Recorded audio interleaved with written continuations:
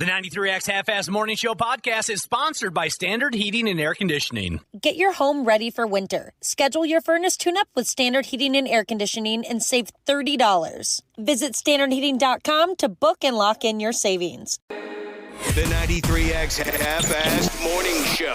93.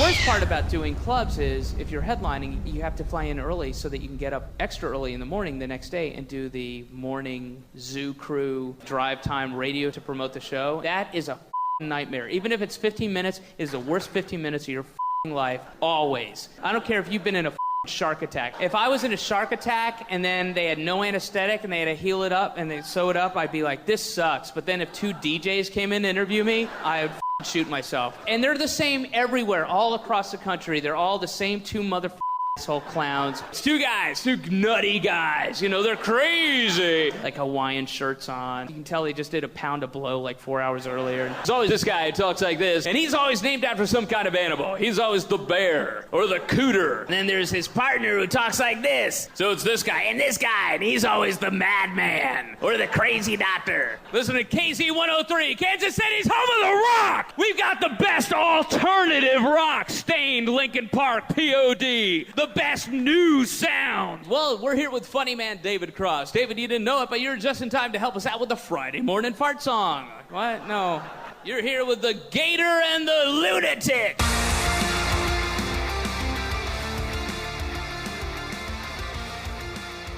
Yeah, somebody pissed that guy off. I mean, I can't argue with him, but somebody must have really pissed him off. David Cross, he's in town tonight. Oh. He's going to be at First Avenue. And the first time I heard that bit, and I'm laughing my ass off because it's so funny. And it hurts a little bit because he's so right. And that's the reputation, right? Of morning radio. Oh, big And then I wonder, am I the gator or the lunatic? And which one do I want to be?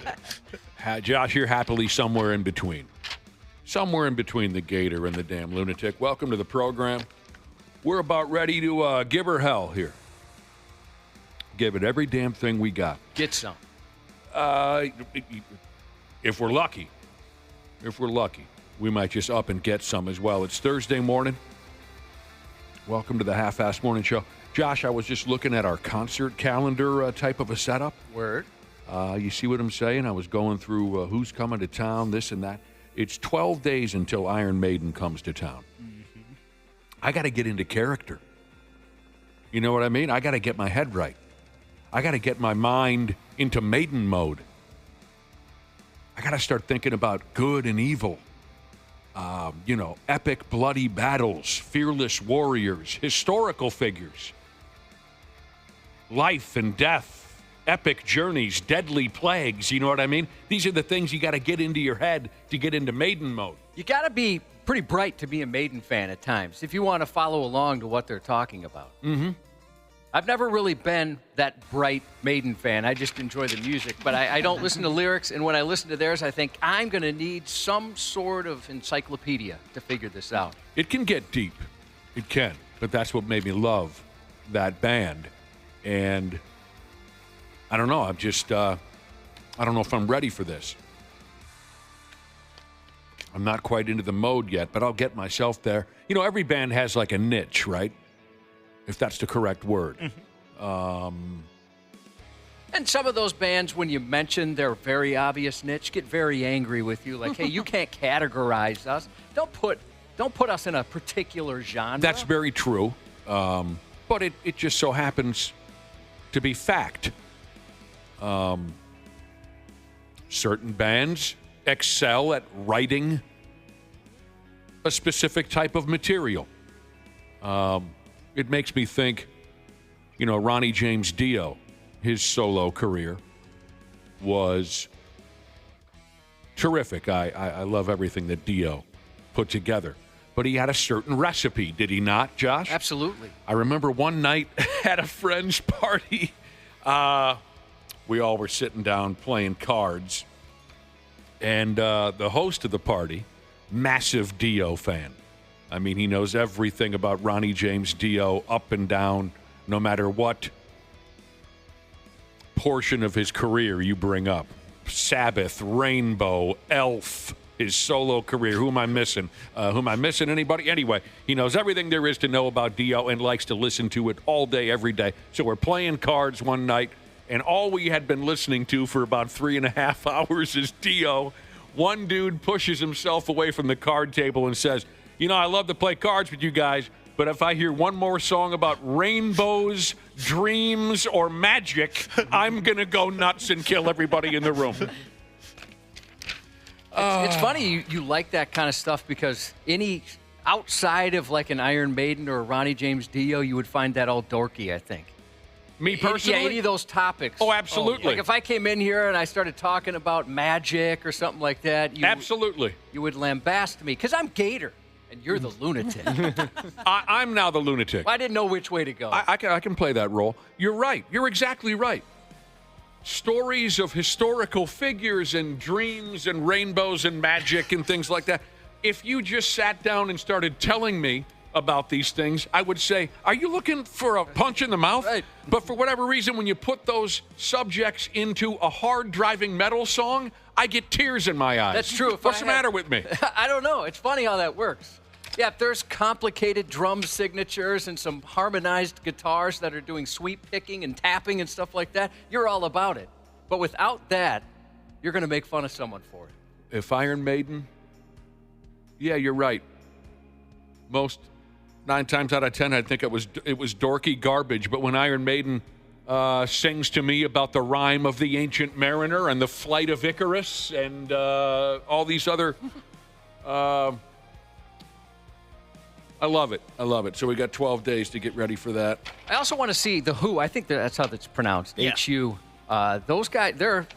I don't know how you categorize what they do, but they're very entertaining in the videos I've watched. Yeah, it's like Mongolian rock or something like that. Yeah, that's how I've heard. Dude, I've been waiting my whole life for Mongolian rock. Yeah. I love the food. Why wouldn't I like the music? I've been waiting my whole life to see live Mongolian rock. Yeah, everyone that has seen them tells me that you have to watch them. That's what I've heard, too. They put on an amazing show. Okay. I've never heard one person go, they're all right, or say anything negative. Yeah, Yes. the only thing I hear about the band really is, how do you pronounce that? Here's the Yeah. I remember when this act kind of broke, and it sounds great. I'm looking forward to it, really, to see them open up for Maiden 12 nights from now. Where are they playing? The X? Yep. But I'm still wondering, how is it that they are the Who? I wonder that myself. When Maybe in the early 60s, they already established a very, very well-established act for the last 60 years called the Who. Well, they spell it different. I don't. Maybe the Who was never popular in Mongolia. Yeah, or maybe East Asia in general. I don't know. You think they wouldn't want to copy, I guess, or go on the same Why? lines as Why them? Sure, I would be worried about being the sued. Yeah. But also, why would you want the confusion? Yeah. Why would you sign up for anytime someone says the Who are coming to town, they're going to picture Roger Daltrey and Pete Townsend. Yep. Anyway, what do I know? I'm not in. There's a reason why I'm not in the music business, but yeah. Roger Daltrey is in an old folks' home right now, right? And he's reading his concert calendar saying, what are you talking about, the Who's coming to Minneapolis? I gotta get ready. I got.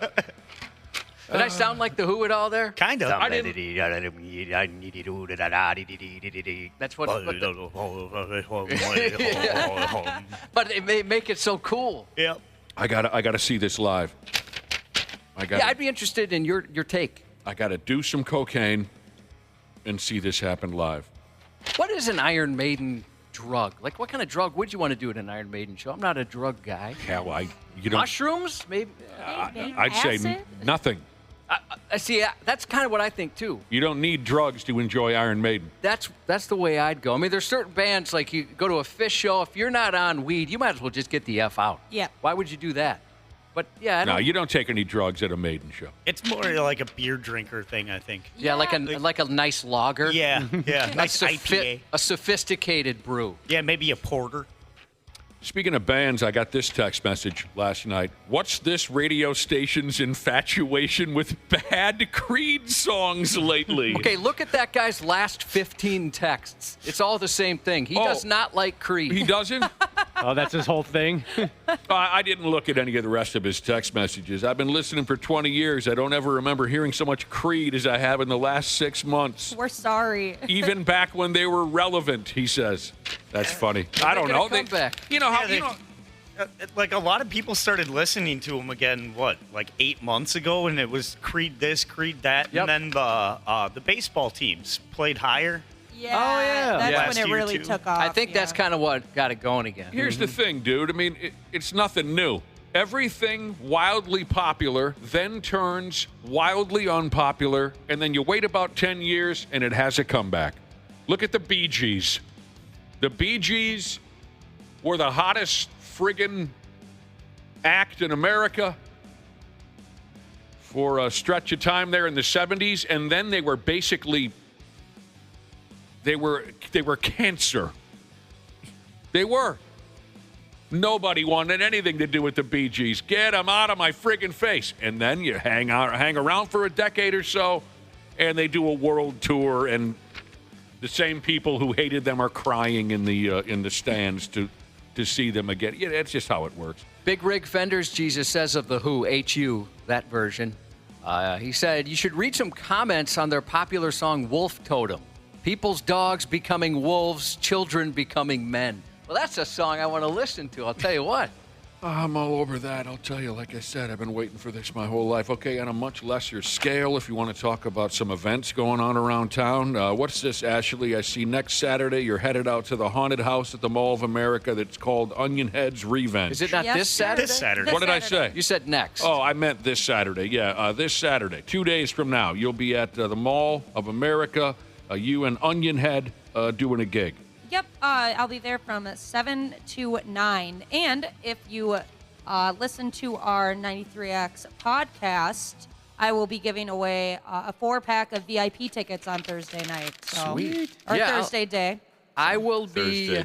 Thursday day. Just That's that whole today. day. Today. Yes, yes. So after once the podcast gets up, yes. Listen to today's podcast. Yes. Thursday day. The day of Thursday, yep. Yes, the day of Thursday. And there's some ticket availabilities. Yes, sir. I'm going to join you. I visited you last year, and I think we're going to go out there Saturday night and see you again. Okay. Walked by it yesterday. Looks cool again. I'd like to know what they've done differently this year. I know last year when we were talking to some of the people that set it up, they said each year they're going to do their best to make it even better than the year before. Yep, they're going to amp it up. I'm so pumped. I love this That's place. fun. And the people there are very cool. Massive haunted house set up at the Mall of America. They call it Onion Head's Revenge, and Smashley will be there 7 to 9 Saturday night. And I get a re-up on my blood bath bombs. They have like a cute little store that you can go through after you go through the haunt. And they have bath bombs that are supposed to make your bath look like blood. That terrifies me. Yeah, it's really fun. And then also with the VIP passes, doesn't that get you into that secret speakeasy, the haunted speakeasy? And it is so worth it to do that because that is so cool. We bought those last year, and that's fun. Remember that dude on inline skates that scared the hell out of us and everyone else? Yes. But I think they call them, like clackers or something like that. The people that they like skate around and that on their knees and on their hands and all that kind of stuff. And it's loud as heck. They sneak up behind you. Yep. I kind of hope he's there, and I kind of hope he's not. He was fun to talk to, but he scared the hell out of me probably about 4 times. Well, maybe this could also be Josh's revenge, too. You can get revenge on the rollerblading guy. Onion Buns revenge. Did he look like the punks and the warriors that would roller skate around? That's not a bad description. Just more bloody. Okay. Yeah. Okay. Got a text message from an Iron Maiden fan. We were talking about they're coming to town in a couple of weeks. Listener says if you look at the set list they're using for this tour, it's almost all post-Power Slave. Okay, that's okay by me. See, as far as I know, they're pushing their latest record on this tour, and that's okay by me. Somebody help me with the Shinjutsu, their latest record. And I like that album. And they released that, 4 years ago or something like it. It's not anything that came out a handful of months ago, but they're finally getting around to, playing those songs in America here on a tour. That's okay. At least I took this as a complaint. It's almost all post-Power Slave music. I took that as a complaint. Maybe I'm wrong, but I listened to all their records, except for the ones that Blaze Bayley sang on. Nobody listens to I those. listened to all of Iron Maiden's material. I know a lot of Maiden fans, they don't like it when they get too current. They want to hear Number of the Beast stuff, Peace of Mind, Power Slave. I get that, but I'm okay with current stuff because I keep up with every damn thing they do. And the Book of Souls had some great songs on it, too. Sure. I know we're coming up on 10 years of that one, but like the Red and the Black, I'd love it if they play that song. Terrific song. So, yeah, we're geeking out here. We know. Josh and I do that once in a while. Hope you can tolerate it. But I'm okay with that. Hell, Josh was there. A number of years ago, I almost got in a fist fight with a dude that I knew fairly well, because we had gone to see Maiden on their Brave New World Tour. Okay, we went and saw them live when they were touring for the record Brave New World. That was 2001. And this acquaintance of mine was just furious that they played 5-6 songs off the new record. That's what Iron Maiden does. When they release an album and you go see them live, you're going to hear that new album. They work their ass off on that record. They're going to play a lot of their new stuff when they, tour supporting a record. So this guy was he thought he had been completely ripped off, that they didn't just play everything from Killers, Peace of Mind, Number of the Beast, Power Slave, right? I disagreed. I said, I like the new stuff, and you should be prepared to hear their new stuff. Yeah. This dude was in my face. We were in a hot tub together in public. It was like a pool party where we were at a hotel, weren't we, Josh? Yep. At a hotel. Here's two scrawny metalheads ready to fight in a hot tub because this guy could not accept that Maiden likes to play new stuff. If you're going to go see Maiden when they have a record out, or if you're going to go see Rush when they have a record out, prepare to hear that record. And I don't want to hear any complaints about it. You should know that ahead of time. I do think it's funny that there are people like that think the artist should cater their set list to their exact preferences. They don't exactly deal in real life. Some people, yes, they. You know that some of those play only the old stuff guys, they're very vocal about it. Sometimes I wonder if they're thinking, I'm going to go in here and say this revolutionary new complaint about a band, and everyone's going to be on my side. And I'm going to look like the real smart guy in the room. Some of those I don't really believe. I understand, yes, you want to hear the hits, but you should be aware. There's a handful of groups out there. Like I said, they work their ass off on their new music, and they're going to friggin' play it. I have to say, quite a few years ago when I saw Rush in concert, I can't remember which record it was. But I listen to all of Rush. I do. So we're there. Maybe it was Snakes and Arrows tour. We're at the show. Everybody knew that. I shouldn't say everybody. Most Rush fans there were prepared to hear damn near all of their new record because they know that's how Rush does it. And Geddy Lee, the lead singer, will even, he'll do little appearances, radio appearances, television appearances, and he'll warn the crowd ahead of time. He'll say, look, we're going to play a lot of new stuff on this record. I don't want to hear any complaints. So we're at the show. There's a guy behind me. All he wants to hear is Spirit of Radio and Tom Sawyer and YYZ. He wants to hear all the hits. But Rush is just pumping out songs from their new record. At one point, I think they played 5 or 6 songs in a row from their new record. And that threw some people. I got to give the guy credit, though. After they played about their 6th consecutive new song, the guy behind me hollers at the band, play some Rush. That was effing funny. That's a pretty good line. God, that was funny. That Iron Maiden show we were talking about, that's also the drunkest I've ever seen one of our coworkers who I've always seen drunk outside of work. He was basically had to be carried out of our suite. Do you remember that? No. Oh, my God, he was hammered. He's the guy that gets drunk at all the shows. Are you sure? Oh, you've told me about this, yeah. Are you sure that wasn't the Motley Crue show? No, I wasn't at that show. Okay. But, yeah, I heard you had told me stories about that. Okay, I know the former coworker you're talking about. Yes, he does get very drunk at all our live concerts. Because at that Megadeth show we were at, I thought, whoa, I don't know if I've ever seen a gentleman more drunk. And then I saw him in Iron Maiden, and I had seen a gentleman even more drunk. I don't remember seeing him at the last Iron Maiden show, but at one of Motley Crue's 11 farewell shows they've done here in the last decade, the individual you're talking about, Josh, I was legitimately concerned that he was going to die in the suite because he was so obliterated. Yeah, I know the guy you're talking about. One of the managers at the Iron Maiden show, one of the managers had to kind of like lead him away. Like, okay, you can't be in here anymore. There's listeners in here. Oh, it was so bad. Sponsors in here. I saw him one time at a ghost show at the Palace Theater when it was newly renovated, and I thought he was going to fall over the stairs and fall down on top of everyone. He was so hammered. I was like, oh, boy. Oh, now, Ghost. Now, that was one of the acts that's opened for Maiden the last couple of tours they've come to town. I fell in love at that show. Personally, I don't get it, but I love them. I mean, they got this scary vibe, and then all of a sudden you got the singer going, okie dokie. Yeah. Cute. Yeah. It was adorable. Yeah, he's got a really good stage presence. the night plays with the crowd a lot. It's fun. The night that Ghost opened for Maiden a few years ago. God, maybe, I don't know, 7 or 8 years ago. I can't think. It's been a while. We were up in the little suite. Yes, we do get that bonus around here every once in a while. They'll put us in a nice suite, and we appreciate it. Oh, I brought some pals with, you know. One of my buddies is just one of these guys that can't keep his mouth shut. He's always got to say something antagonistic to somebody. He drinks too much. That's just his character. Is he the one that intimidates me? Is that what you're talking about? He intimidates the hell out of Josh, yeah. I love him, but I'm scared of him at the same time. And we love him, and we also hate him for the way he operates in public. He just can't keep from saying something. So anyway, it's some radio station dorks. I brought 4 or 5 friends. You know, Cubby's there.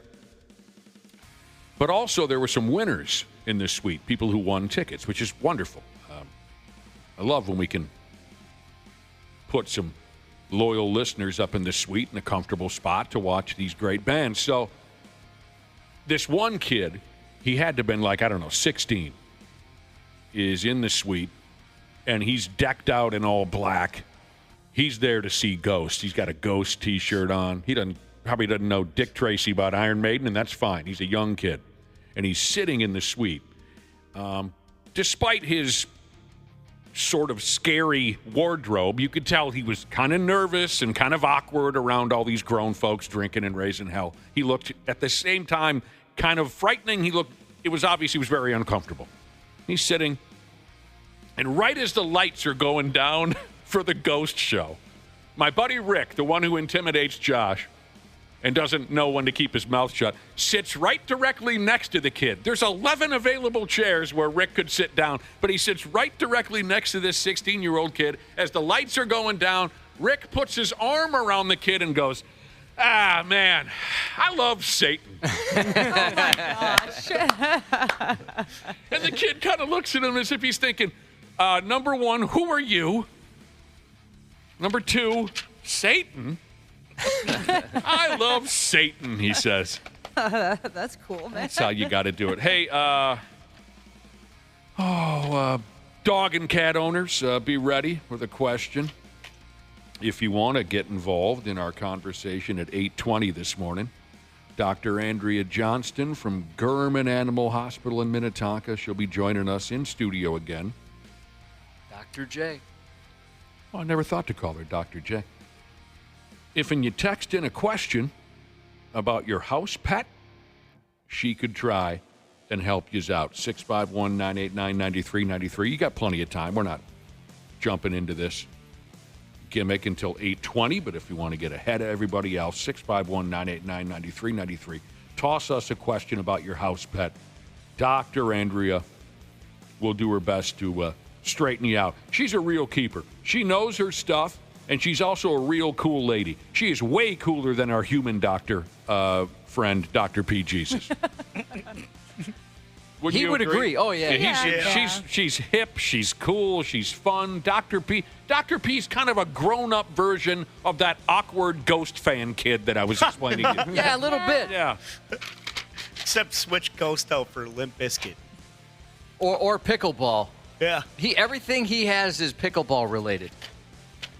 He has his own, so he buys these custom paddles, right? That's what you call them in pickleball, paddles? Yeah. I believe they're rackets, paddles. I'm Yeah. not sure, but everyone understands where you're going with this. So he buys those, and he has these like little custom like a rubber band type thing that has his name on it and like a slogan I can't remember, and he puts it over the handle, so it says whose it is. And he's got like a pickleball backpack. He wears pickleball T-shirts. He's into it. I've never met anybody into anything more than Dr. P is into pickleball. That's adorable. Yeah, he's a dork. One more note on live music. It looks like we have another announcement to dump on you around 9 o'clock this morning. So pay attention to that, and even some tickets to be handed out. Boy, it seems like we've got a lot of bands coming to town here in the last 6-8 months, doesn't it, Cubby? It does. A lot of bands That's fun, coming though. to town. I mean, sometimes it's a little rough on the pocketbook if you're into a lot of them, but that's for damn sure. Something to do. You're a hell of a crowd. We'll get moving on. Moving on in the right direction here. Thursday morning. Man, we're awful close. We are. We're awful close. So we'll take a little break ski. When we come back, the stupid news will be lined up for you here on the Half-Ass Morning Show. Right now on the Luther Bloomington Kia text line, text HAUNT, HAUNT, HAUNT to 651-989-9393 for a chance to win a 4-pack of tickets, drink tickets, and swag to join me, Ashley, at Onion Head's Revenge Mega Haunted House. Come hang out with me Saturday, October 12th from 7 to 9 p.m. at the Mall of America. This keyword is good today, October 10th until midnight. Good luck. Half-Assed Morning Show. They're loud, they lose control, they do their little circus act, they're a nuisance. 93X. Our technicians are geared up and ready to make sure your system is running reliably this winter. Regular maintenance from Standard Heating and Air Conditioning helps prevent costlier breakdowns in the future, and we know they always happen at the worst time. Hey, Ashley here. Get your home ready for winter. Schedule your furnace tune-up with Standard Heating and Air Conditioning and save $30. Have a boiler? Save $40 on your boiler tune-up. Visit standardheating.com to book and lock in your savings. Stay cozy, stay ready. This episode is brought to you by Progressive Insurance. Fiscally responsible, financial geniuses, monetary magicians. These are the things people say about drivers who switch their car insurance to Progressive and save hundreds. Visit Progressive.com to see if you could save. Progressive Casualty Insurance Company and Affiliates. Potential savings will vary. Not available in all states or situations.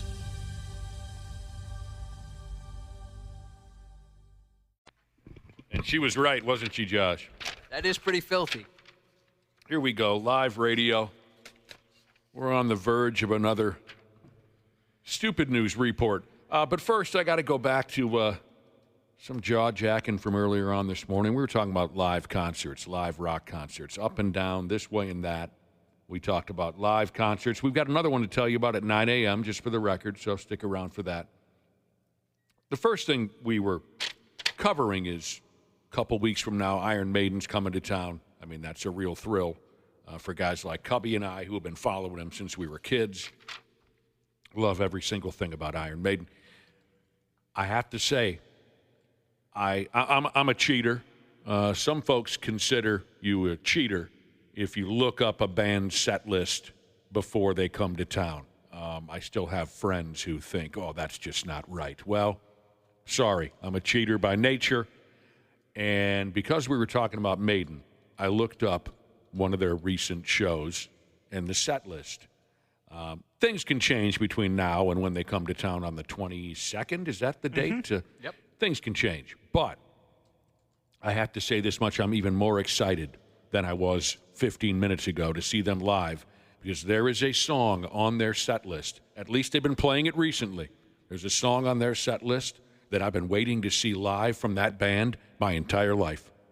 My entire life. None of you, if any of you go to the show, when they begin this song, you're not allowed to look at me.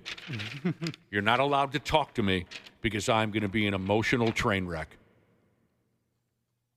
Now I'm even more excited than I was a few minutes ago, Cubby.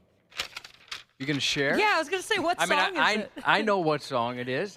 See, I didn't think to say it out loud. Because you don't want to spoil it? No, no. Well, Maybe, you love to spoil maybe some folks would be mad, the ones who don't cheat and look ahead at a band's set list. I didn't think I'd say it out loud because 4 out of the 5 of you will have no idea what I'm talking about. But okay, fine. I've never, ever seen them play this song live, and I'm going to be an absolute mess when they play Alexander the Great off their Somewhere in Time record from 1986. That is one of my all-time favorite songs from that band. Never seen them play it live. Isn't that song super, super long? Yes, it is. That's what just I thought. name an Iron Maiden song. Quite a few of them are super. Yeah, and Waffle? Isn't it around like 13 minutes or something? I hope they. I don't think so. Yeah, I'd say 8 minutes. 9. Yeah, Oh, I'm going okay. to guess between 8 and 9 somewhere. I hope they triple it. I hope. Just play it back to back. Yeah, they play twice. Alexander the Great. Let's play it. You're not going to play it, are you? We could. Well, the problem is our regular podcast person isn't here today. I don't even like our regular podcast I love person. that guy. Take that back. Don't even like the guy. He's a wonderful gentleman. All right, we got to get into the stupid news. Hey, Wapple, real quick, how do you feel about 10-minute bass intros? Oh, I'm down with it. Listen to The Red and the Black by Iron Maiden. All right. Oh, yeah. That's another one that'll keep you occupied for a while. My son, ask for thyself another kingdom, for that which I leave is too small for thee. That's how they begin the song, Alexander the Great. You kind of feel like you're at church sometimes, right? Or if you're at least grown up Catholic. Dude. You hear phrases like that. I can't believe I'm going to see that friggin' song. I'm so excited for you.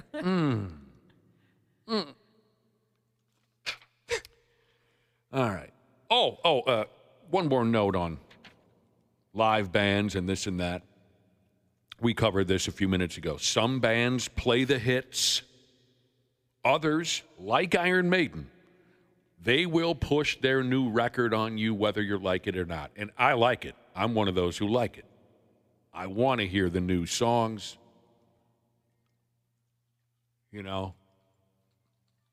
Like I've said 2 or 3 times, they work their ass off on these new records. They want you to hear it.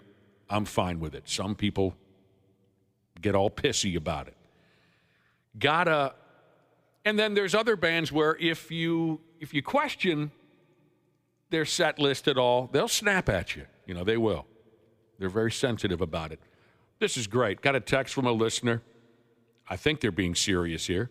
The listener says, I was talking to the lead singer of the Toadies. Oh, yeah?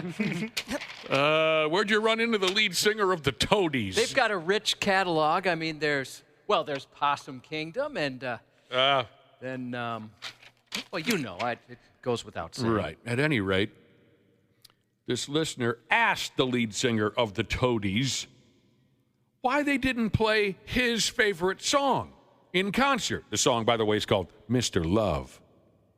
And he said the lead singer kind of went off on me. I didn't mean it as a complaint. I was just asking. Man, what a hothead. I've had that happen. Hey, who was that guy yelling at you over there, Donnie? It was the lead singer of the Toadies. Yeah, it wasn't exactly the same, but there was a concert, and we were with the band. Our promotions director was like, hey, here's the band. And so, why can't I think of the name? Third Eye Blind. That's who it was, when we were The Edge. And I was humming one of their songs. I didn't know anybody was around me. I mean, I was just there with a couple buddies, and I'm humming one of their songs, and the lead singer came up and tapped me on the shoulder. He's like, hey, you know what, man? We got more songs than that. Oh, come on. I was like, okay, I was just humming one of your songs. Okay, I'll go into a deeper track.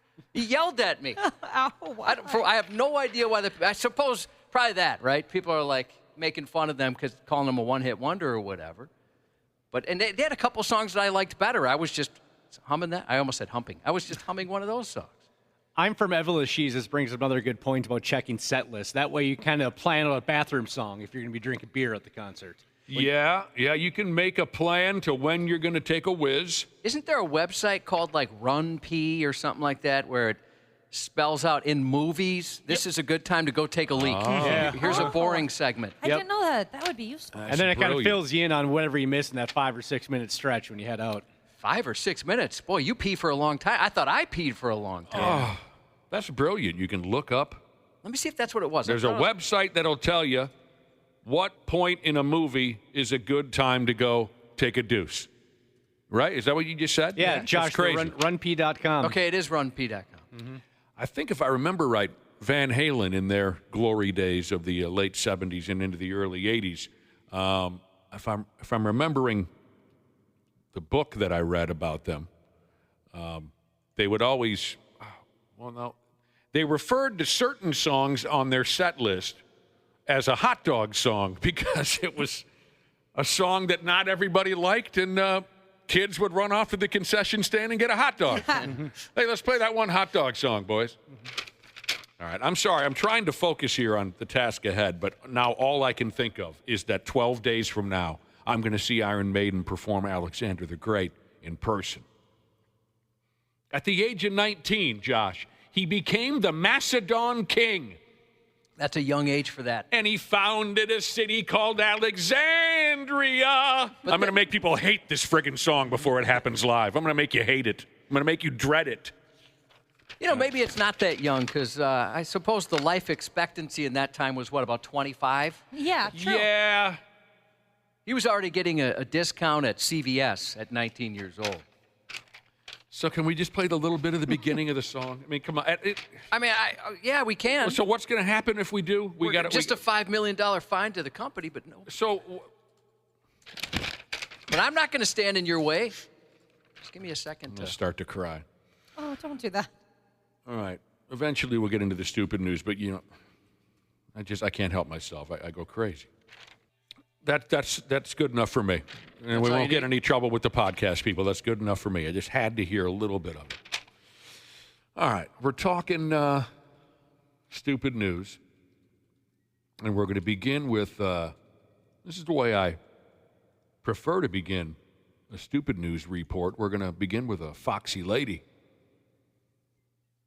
There's nobody in town that loves a foxy lady more than I do. I'll challenge anybody on that. Now, this here Super Fox, she made a real bad decision that she's going to have to pay for. Do foxy ladies make more bad decisions in life? You know, like more so than a regular-looking lady? I think so. I think attractive people can get away with more, so why not do more things that would get an average person like myself in trouble? Right. Yeah. The below average person. They assume, maybe because of their foxiness,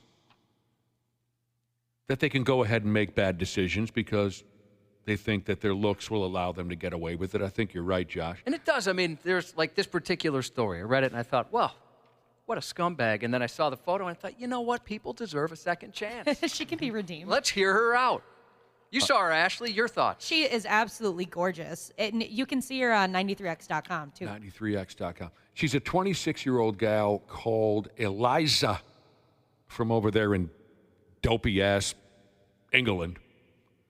But wah-wah-wee-wah. She got caught drinking and driving. And then she hid. Bad call. That is a bad call. And then she hid from police in a bush like a ninth grader. She doesn't look like the type that would hide in a bush. I don't know. She just doesn't look like she'd do this. So the punchline is, no, she doesn't look like a bush hider. The punchline is, she's an executive at an alcoholism charity that offers counseling to alcohol and drug addicts. Uh-oh. And that's one of the most popular things in stupid news history, you know, the massive contradiction type of a bit. Like when a guy wearing a Father of the Year T-shirt gets arrested for beating up his kids. This Eliza lady was almost 3 times over the legal limit when she crashed her car into a tree, and then she ran like hell. She was driving home from a night out at a roadhouse, and she crash-olaed. And then there she was, hiding in a damn bush. Why did that bush just sneeze? We better investigate. Now, when the cops found her, she did say she was very sorry. Oh, I can't imagine the embarrassment, right? Yeah. I mean, not just anybody in that situation, but considering what she does for a living. But she's been here before, by God. Apparently, she has 2 prior similar incidents on her record, and that's probably what inspired her to become a drug and alcohol counselor of some sort, is that she had her own problem. I think that's That's a common theme, right? If I'm going to be sitting in spin dry and have a guy tell me that I shouldn't drink, he better be the type of guy that's gotten into a few bar fights. You know what I mean? I don't want some... You know what I mean? I want some experience there if you're going to tell me. Yeah. What does this say now? Yeah, she had 2 prior incidents. She was caught driving hammered once before, and one other time she was busted for driving while she was higher than Godzilla's nutsack. So she's now turned to her own charity for help, and she says, this kind of thing will never happen again. Well, I hope not. And damn, you're pretty. Yeah, she's way too cute to be acting like this. Damn. All right, ma'am, we're going to let you go. Just this one out of however many times you do this. She's a smoke show, to say the least. Yeah. She has just like a perfect face. She's very pretty. I didn't realize she had a face looking at some of these photos. But now that you mention it, yes, you're right. She's got beautiful hair. What movie? One Flew Over the Cuckoo's Nest. Here's one of the big online arguments going right now. Anybody here ever gotten in one of those? Oh, I mean, I'm in 4 or 5 of them right now as we speak. Political, I'd imagine? All politics. Yep. So yeah, I've never been a social media person. But Dana, you're very prolific. Ashley, you as well. Ever getting a little tit for tat?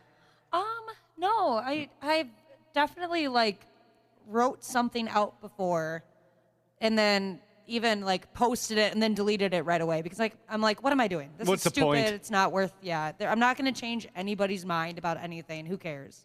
We have a coworker who was kind of infamous for that years ago, and I think it's given up, as people get a little crazier. Oh, I definitely worked with some people that was their whole life and hobby and everything, was arguing with people online, strangers online, about things that didn't matter. It's like, you got to find something better to do with your time. Yeah. One of the big online arguments going right now, and it involves those silly yoga people. They think they're cute, don't they? The yoga people. My wife's a yoga person. Now, a really dangerous combination, if you ask me, is when one of those yoga people is also a tree-hugging hippie type. When you combine those 2 traits, you know trouble's going to cut loose any minute. Yep. So here's what we got cooking. Hippie-ass, nature-loving yoga hippies are causing problems over there at the damn Grand Canyon. They're ignoring warning signs at the Grand Canyon, like keep out signs, so they can fold themselves into a pretzel out on the edge of a cliff and do their yoga while also simultaneously praying to the tree gods or whatever they do. There are pictures on the soulless internet where yoga hippies are doing their moves on the edge of a cliff where if they lose their balance, they're likely going to fall to their death. I don't know if you looked at any of these photos, but morons. I don't understand. It's ridiculous. I did look at a couple of the pictures. So park rangers and others over there who work at the Grand Canyon are a little frustrated that the yoga hippies think they're special and don't think they have to abide by the no entry signs designed to keep folks away from dangerous areas. And of course, you have to factor in that some of these people are also social media dorks, and the most important thing in the world to those people is getting a one-of-a-kind picture up on their dumb Facebook page. So you have to factor in all of those things.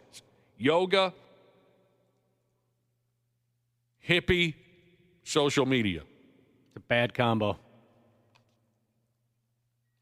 Personally, if those folks want to fall to their death for yoga and social media, go ahead. But the park rangers and whatnot are getting pretty fed up with the attitude. They'd be the ones that would have to mop them up. Yeah. Probably. You can't just do whatever you want. Yeah, Darwinism.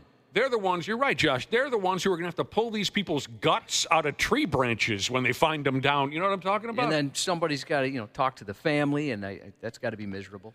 Some of the pictures of the yoga hippies balancing on dangerous cliffs for social media was posted on an Instagram page called Torons of National Parks. And when I first read that, I thought, well, somebody misspelled Torons of National Parks. hilariously, it wasn't a misspelling. Toron is a combination of the words tourist and moron. I like that. Yeah. So look that up on, what did I say it was on? Instagram. There's a video up there that shows a do not enter sign with cones blocking a pathway. And then the video pans over to a cliff's ledge where at least one person can be seen sitting there yoga-ing. So that's the debate online. Some are saying that these people are harmless. Others are saying they're idiots. And eventually a rescue crew is going to have to risk their lives to pull a yoga hippie off the side of a cliff after they fall and break every bone in their body. People are saying, hey, yoga hippies, there are plenty of places at the canyon with a beautiful view where you don't have to be breaking the rules of the park and making everybody nervous. Another person said, you know how, because you can comment on these stories. Another person said, I'm tired of people thinking rules don't apply to them. And I hear them on that. Yeah. Mm-hmm. There have been 16 recorded deaths at the Grand Canyon this year, and the most recent was a young feller who fell off a cliff.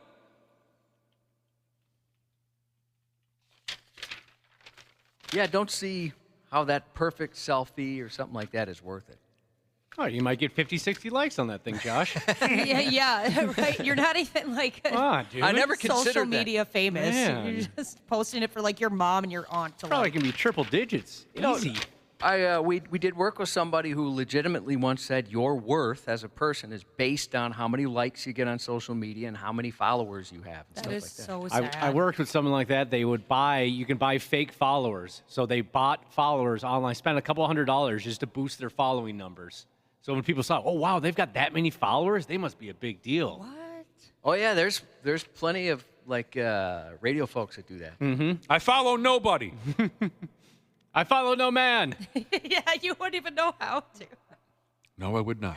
I love that.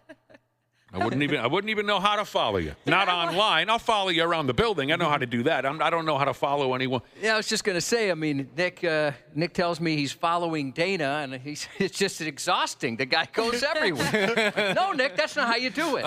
I'm jealous, Nick. I wish I was like that. Just turn it off. Just shut it all down? Yes. Yeah, what's the appeal for you? I'm not ripping on you. I'm just curious. Like, what do you like about it? It's just a good way to stay updated on my friends, and I like watching like feel-good videos of animals. Every one of us should turn off social media today. Every last one of us. Turn it off. Now, speaking of online arguments, I'm about ready to have an on-air argument with a listener by the name of Ask Me About CrossFit Jesus. Okay, I mentioned that a lady was higher than Godzilla's nutsack. Ask Me About CrossFit. I don't know. I've seen a couple of the movies.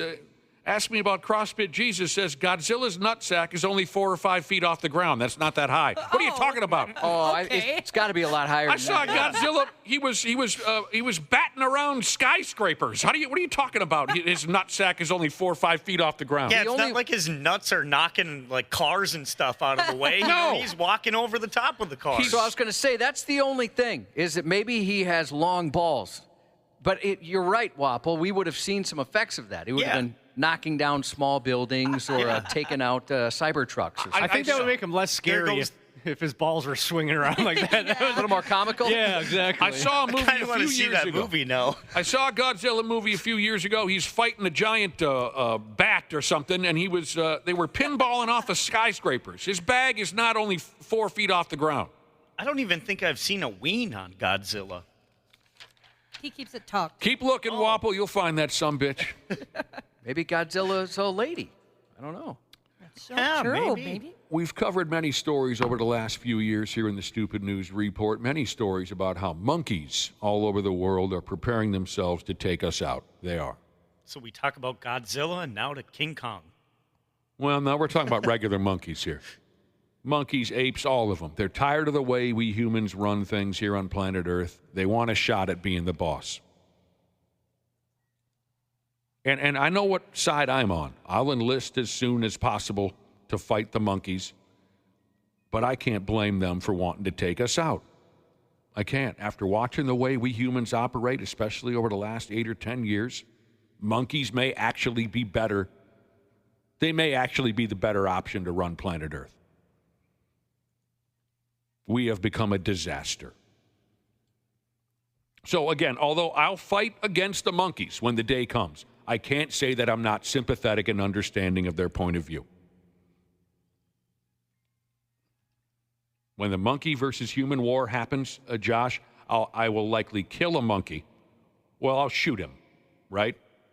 And then I'll hold his hand as he dies, and I'll say, I understand why you're doing this. Yeah. Respect. Yes, respect to you. You have respect on the battlefield. Now walk into the monkey light. Walk into it. It's playing out in my head. It's awesome. You like that? Yeah. It's like an Iron Maiden song, actually, going back to Iron Maiden.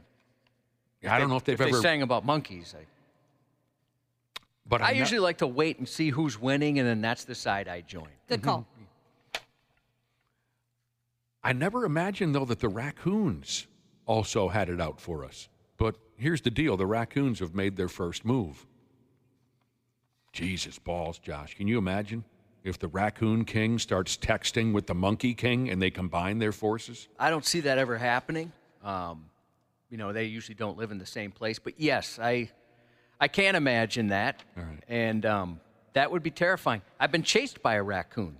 Yeah? It's a scary moment. Did you have a rotten sandwich hanging out your back pocket? Taking the garbage out. You were taking the garbage? Yeah. They love garbage. As a young man. It's kind of fun when they play into that bit. That's where I saw one for the first time. It was like a random trash can in the middle of the woods. And when you're a kid, you're like, I wonder what's in there. And we opened it up, and yeah, raccoon. I don't want to offend any raccoons that might be listening, but that's why they're called trash pandas, because they hang out by the garbage can. All right. I have to go back to this Godzilla nutsack argument. A listener texted in to say, Godzilla is a lizard. All lizards' genitalia are stuffed inside their bodies inside a pouch called a cloaca. Oh. So even if Godzilla was a girl or a boy, you couldn't tell without getting inside. Okay? That's very interesting. That makes sense. I had a bearded dragon, and yeah, he had nothing. He had nothing down there. It's called a cloaca. The more you know. Okay. Raccoons have made their move on us. A lady out there in the state of Washington had to call the police because 100 raccoons stormed her property. And they blocked her from entering her home until she gave them something or another to eat. This video is pretty entertaining. It's on 93x.com. That's a lot of raccoons. She had fed a raccoon or two before at her place, but she had no idea that those couple of raccoons would make a plan with the others in the neighborhood to rush her property and force her out of there. She had to escape in her car. I told Dana yesterday that part of me would think that I'm the chosen one. The I'm raccoon Snow queen. White. Yeah. You are all my children now, is what you would say to the raccoons. Yes, I'd paint my face like a raccoon. Come to me, raccoon children. Feed off of me. The gal had to race on out of there in her car, screaming, crying, terrified. The cops rolled up, and the raccoons were not afraid. There's video, like Josh said. You can check it out if you want to. The raccoons were in no hurry to disperse. They're not intimidated by us anymore. Is that up on our website? Did someone say that? Yes. I think even you did. Did I? Raccoon King Jesus is listening. Son of a bee. I didn't mean any offense when I said trash panda. I was just saying some people refer to them as trash pandas. I've offended Raccoon King Jesus. I can't do that. My apologies. I like to picture when the lady fled in the car, the raccoons just took over the house, and the one guy's making omelets, a couple are in the hot tub. Somebody's got one raccoon's got a cigar going. They just kind of they just take over a run of the house. They're trying on her clothes. Yeah, going through the top drawer. Here's something for you folks who like a funny picture or two.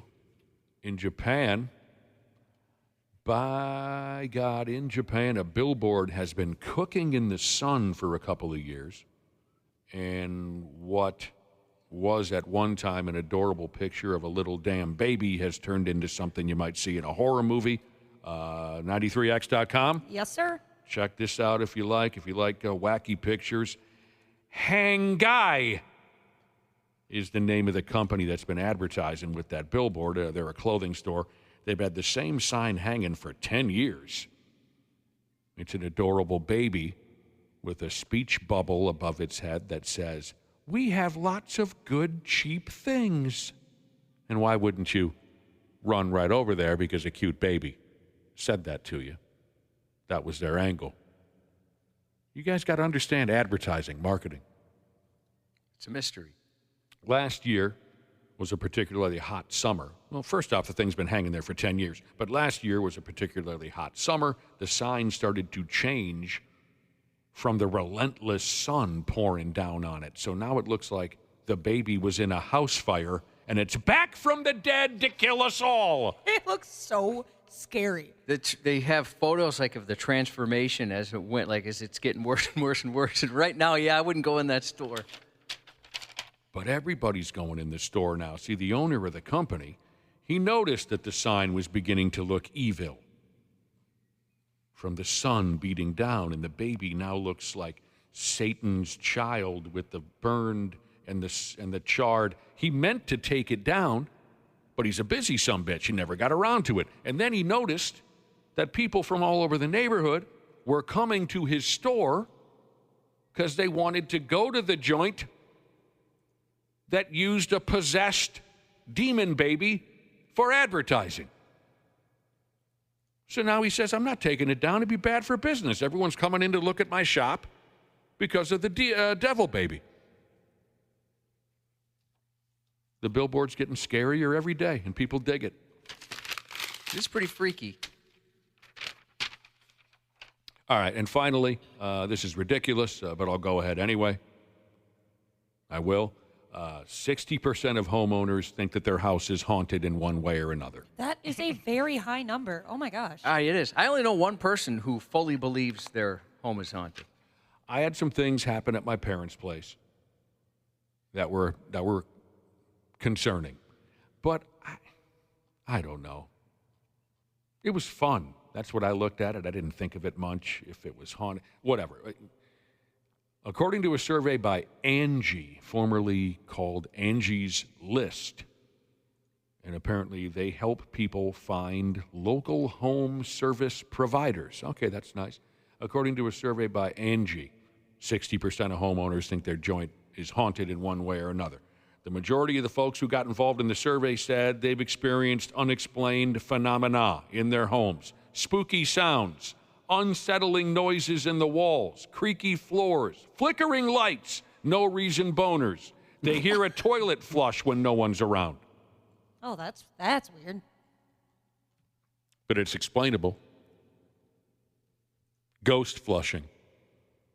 That's a term in the plumbing business. It can happen when there's a leak in the toilet system. It'll flush on its own. So there you go. I squashed that one. I can't explain the eerie noises and the flickering lights at our house, but I've never once thought ghost. I just thought our house sucks. Yeah, right. You're like, great. Now what's breaking? Yep. We have flickering light issues. It's not a ghost. So here we go with this again. Over half of the people surveyed said they would go ahead and buy a haunted house if they could get a break on the price. And last time we brought this kind of thing up, Ashley said, "Yeah, I'd love to buy a haunted house." And then we talked you out of it. Yeah, you did. That doesn't sound that nice. What about a murder house? Nope. I'd buy a haunted house, but not a murder house. I mean, the odds of it happening twice. Yeah, that's how I would look at it, Dana. I'm not buying a friggin' murder house, and neither are you. They have to disclose that, don't they? I think if it's a murder, yes. Some folks mention that they're afraid of certain areas of their homes, like the basement, or the attic, or the bedroom after the old lady's had a few drinks. Anybody have any fears of? No. Yeah, me neither. No. I would. In the last place, I didn't like the basement, but that's because it wasn't done. Oh, unfinished basement? Yeah, that creeped me out. And it had like the old stone walls and stuff. It was just dark and dungy and creepy. But that's what I grew up in. That's where my room was, so maybe that's why it doesn't really freak me out. My ex thought the townhome was haunted because my cat would look at the walls. She thought that every horror movie, if the cat's looking at something weird, she thought it was like a ghost. We understand. Yeah, they claim that. Wapple, you've told us that your ex has a lot of brilliant theories. Now, Josh, you and I both own the Papa Shot basketball deal that talks to you. Yes. Okay. We've had different experiences with that, but yeah. Meaning? I had to tell you that it rips on you if you suck. Oh, yeah. They didn't even know. Like, I had to look around first, like, son of a bitch, who would say something that mean to me? When you play Papa Shot, the machine says, boy, you're terrible at this. Oh, yeah, it'll be like, hey, the goal is to get it in the hoop, that kind of stuff. Mine gives me nothing but compliments. Yeah, I didn't know it had that, and you didn't know it went the opposite way. I was just say, poor Josh, he gets it enough from his kids, and now the Papa Shot machine's even peppering him. But as you know, when you hit the start button, you plug it in and it talks to you and it keeps score on the scoreboard. I love Papa Shot. I play it every day. When you push the start button, it says, Super Basketball. Are you ready? Right? I about wet myself a few months ago. I'm sitting in the basement all by myself watching television late at night, and suddenly that sumbitch goes, Super Basketball! Are you ready? Player one. It just, I mean, and for a brief second I thought, oh, I have purchased a possessed basketball. And I took a closer look. It's just the buttons get stuck, and things like that. They're kind of cheap, right? The ones you get from your house. It still does that every once in a while. Out of nowhere, I'll hear that thing shouting at me from the basement to come down and play some Papa Shot. It's just a glitch. It misses you. Oh, my God. The first time, I bucket of popcorn, just boom, up in the air. You know what I mean? As I'm sitting there watching the television. I am the best in the business. I've learned from the announcer that I'm not. I can teach you, my son. Yeah. Every once in a while, I'll get on a hot streak. Oh, well, that's... where I'll get into my own hoop a couple times versus the neighboring one. You've got two of them. I only got a solo. It's the double one. Double whammy. We got to take a break. We'll cover some sports when we come back. Sports on the 93X Half-Assed Morning Show. Now the pitch. Swinging a drive towards the gap in right center. It's pretty deep. It's back near the wall. It's gone. It's gone. Francisco Lindor. He may have just outdone himself. He has hit a grand slam. They were famished for the big hit all night. And Francisco Lindor just provided a feast.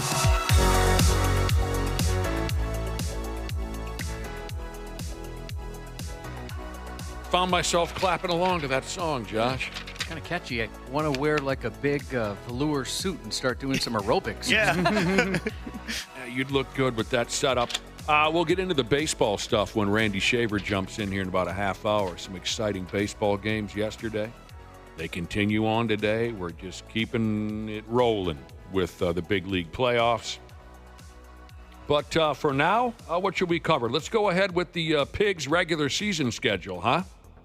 Let's do it. Game one of a scheduled 82 games tonight in St. Paul. Puck drop is 7 o'clock tonight. The Pigs start off the season against, as they say in Canada, the Columbus Blue Jackets.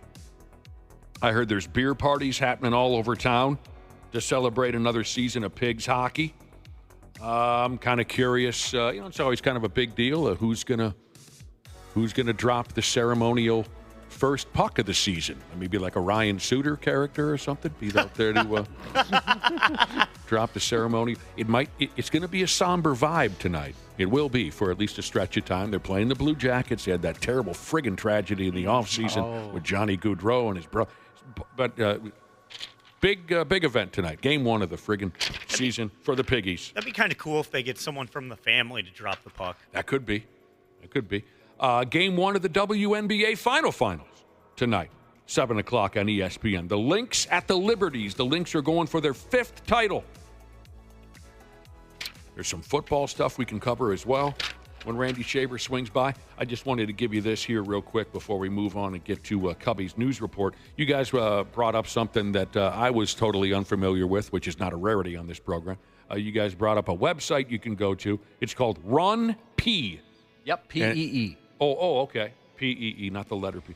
Run P. And what this does for you now then is you let's say you're going to see a motion picture, you look up Run P, and it'll tell you what part of the movie will be a good time to run and take a leak, so you don't miss anything good. I got a text from a listener that says Run P was very helpful for this listener before he watched Iron Claw. Run P told him anytime is fine. Josh's News is coming up next. Half-assed morning show. They're loud, they lose control, they do their little circus act. They're a nuisance. 93X. Our technicians are geared up and ready to make sure your system is running reliably this winter. Regular maintenance from Standard Heating and Air Conditioning helps prevent costlier breakdowns in the future, and we know they always happen at the worst time. Hey, Ashley here. Get your home ready for winter. Schedule your furnace tune-up with Standard Heating and Air Conditioning and save $30. Have a boiler? Save $40 on your boiler tune-up. Visit standardheating.com to book and lock in your savings. Stay cozy, stay ready.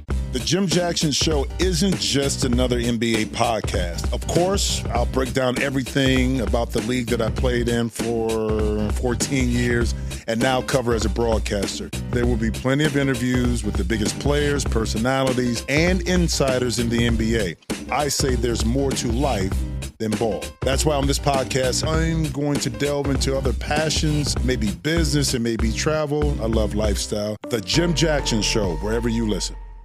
Well, this is unfortunate. My computer just took a giant dump on me. Wieners. It's all over me. I'm going to need you guys to help scrape this off. I'll move the printer over and your computer I don't even want to over. mess with the printer. It seems like, well, go ahead, actually. Well, what if we plug your computer into the printer power? Good idea. Oh, son of a bitch.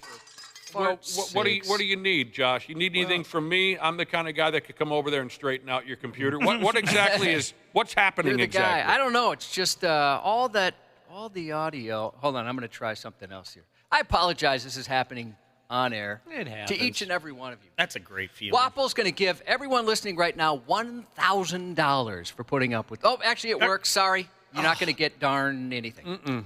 That would have been a lot of money. Yeah, it would have. The man was dressed Like in a $1,000 banana costume. He is linked to the patrol wagon for sure, but the conspiracy charge comes in with several other people were involved too, throwing items, and in the one incident they tried to set the police car on fire. The leaf blower Were these guy monkeys again? has made it to Philadelphia. I was going to say, what's he doing in there? Oh, I got to be honest with you. I didn't even notice it.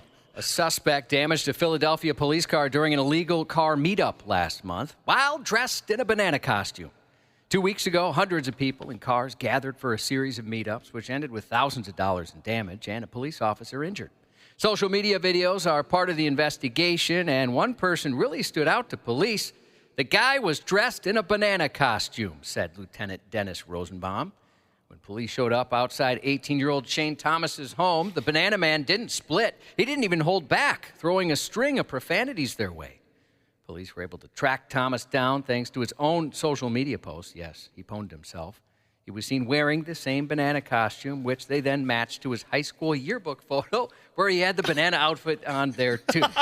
This dude loves his banana outfit. He's got a theme, doesn't he? He's a one-trick pony. He's got a brand. Once officers confirmed it was him, they arrested him yesterday morning. No word on if the banana man has any plans to appeal. Dick move. What were they raising hell about? It was like a car meetup. Car meetup. You know, doing burnouts, and then some folks got a little carried away and were beating up cop cars and things like that. Okay. Is it pretty much a sure thing that you're not having much luck with the ladies if your yearbook photo, you're dressed as a banana, and then 3-4 years later, you're still running around town dressed as a banana? Yeah, I think so. I think maybe in high school, it kind of made you somebody, and he's hanging on to that. Okay, sure. According to police in Germany, wolfing down chocolatey treats isn't the only thing Cookie Monster does too quickly, as traffic cameras caught a motorist racing through an intersection dressed as the blue cookie-loving children's character, Cookie Monster. Guys, a traffic camera in Germany caught a photo of someone speeding while wearing a Cookie Monster costume. Today he pleaded me not guilty. The fun of wearing a mask from the Muppet Show can quickly turn serious, a police spokesperson said of the incident. Perhaps missing a turn from Sesame Street, Cookie Monster raced his Audi through the intersection at 60 miles per hour. Between the speed and the ridiculous costume, police think the cosplayer was trying to get caught on camera for a laugh but officers aren't laughing. A police spokesperson said it won't help the family of someone who's been killed if the driver tearfully regrets their mask for fun in court. Seized now for captured as authorities track the guy down in the fuzzy suit and hit him with a fine. It's not Cookie Monster's first questionable stunt either. Last year in Santa Cruz, California, police told locals to steer clear of a man dressed as the Crumbly character after he was spotted yelling at people and causing trouble on the boardwalk. We've been getting calls from people saying he's creepy, a police spokesperson said. The 60-year-old guy especially harassed parents, trying to get them to pay to take pictures with their kids. I'm just glad Cookie Monster's doing well enough to be able to afford an Audi. You know, that's good to hear. Residuals, too. Yeah, but he's cleaning up. I'm a fan. I've always been a fan of the vibe that Cookie Monster gives off. Me Same too. here. Yeah, when I was a kid, I also loved cookies. He didn't keep a lot of those in his mouth, I noticed. Gosh, I love him so much. I don't think he ever made one cookie in his mouth. In more costumed calamity, a South Philadelphia CVS was robbed of Halloween items at gunpoint by a costumed thief. A man in a black, white, and orange jumpsuit pulled out a gun inside the store at 11:30 p.m. Tuesday, stealing several Halloween-themed items. That was his target? I guess. Fake blood and whatever else you might throw into that category of Halloween items? A 36-year-old Ohio dad tried to teach his 9-year-old son how to drive, and things went wrong fast. Didn't help that the kid could barely see over the wheel, and it was even less helpful that Dad was drunk. Video shows Clejon Williams getting run over and dragged by the car almost immediately. Williams, who was blasted, was showing his son how to back out of their driveway in Toledo Sunday. He told the boy to tap the brakes, but the kid was never told which one the brake pedal was, so he hit the gas instead. In the video, you can see Williams standing next to the driver's side door with it open, then getting knocked down and dragged under the car when it suddenly speeds up. Williams was knocked down, dragged beneath the car across the street. He was transported to the hospital, and tonight his condition is unknown. 2 kids jumped out of the car, one from the driver's seat, the other from the back seat, and rushed to help their dad. Thankfully, none of the kids were hurt. Oh, I bet that hurt. Yeah, he was taken to the hospital. Ow, messed up pretty good. A group of 6 kids, none even old enough to get a driver's permit, let alone a license, were arrested after a wild chase and crash in Minneapolis. The youngest, just 11 years old. 3 boys, 11, 12, and 13. 3 girls, 14-year-olds and a 12-year-old, were caught in stolen vehicles linked to at least 3 armed robberies. The chaos reached its peak when one of the stolen cars crashed on the interstate. 4 of the kids scrambled out of the wreckage, with one of them froggering it across the highway, barely dodging oncoming cars.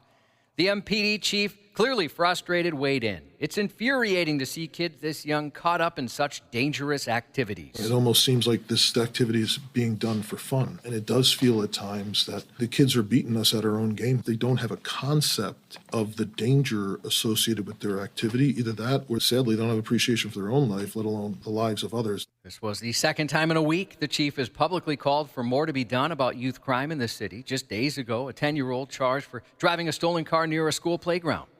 You think about what's at stake, and it's literally life or death for these young kids, the likely exhausted chief said. And it's not the first time the 12-year-old boy was arrested. He apparently has had run-in with the police. He's a familiar face to them, despite his age. Yeah, I think we've gotten to the point now, there's so many of these young kids committing serious crimes that I think some of these young kids are looking at it as a rite of passage. That's so sad. In the old days, what were our rites of passage, Josh? Drinking a beer, getting in a fight, going to second base, maybe. Now it's, hey, let's rob a liquor store, steal a car, shoot somebody in the face. Knock out an old lady coming out of Southdale or something. What happened to egging houses or playing Ding Dong Ditch or TPing houses? It's not extreme enough. Gosh. Not extreme enough. The 10-year-old we mentioned earlier this week had 30 contacts with police at a decade only old. Oh, my. After a passenger reported a 47-year-old Uber driver for canceling a trip because the rider had a service dog, that Uber driver responded the way social media has taught us, by threatening to kill the customer. Yeah. Even after a late-night interview with an FBI agent where the driver promised to stop, the threats didn't end. He continued contacting Uber support, demanding proof about the service dog, and then giving them a 6-day deadline or else. In one of his more aggressive messages, he warned that if they didn't provide documents, that passenger would get hurt.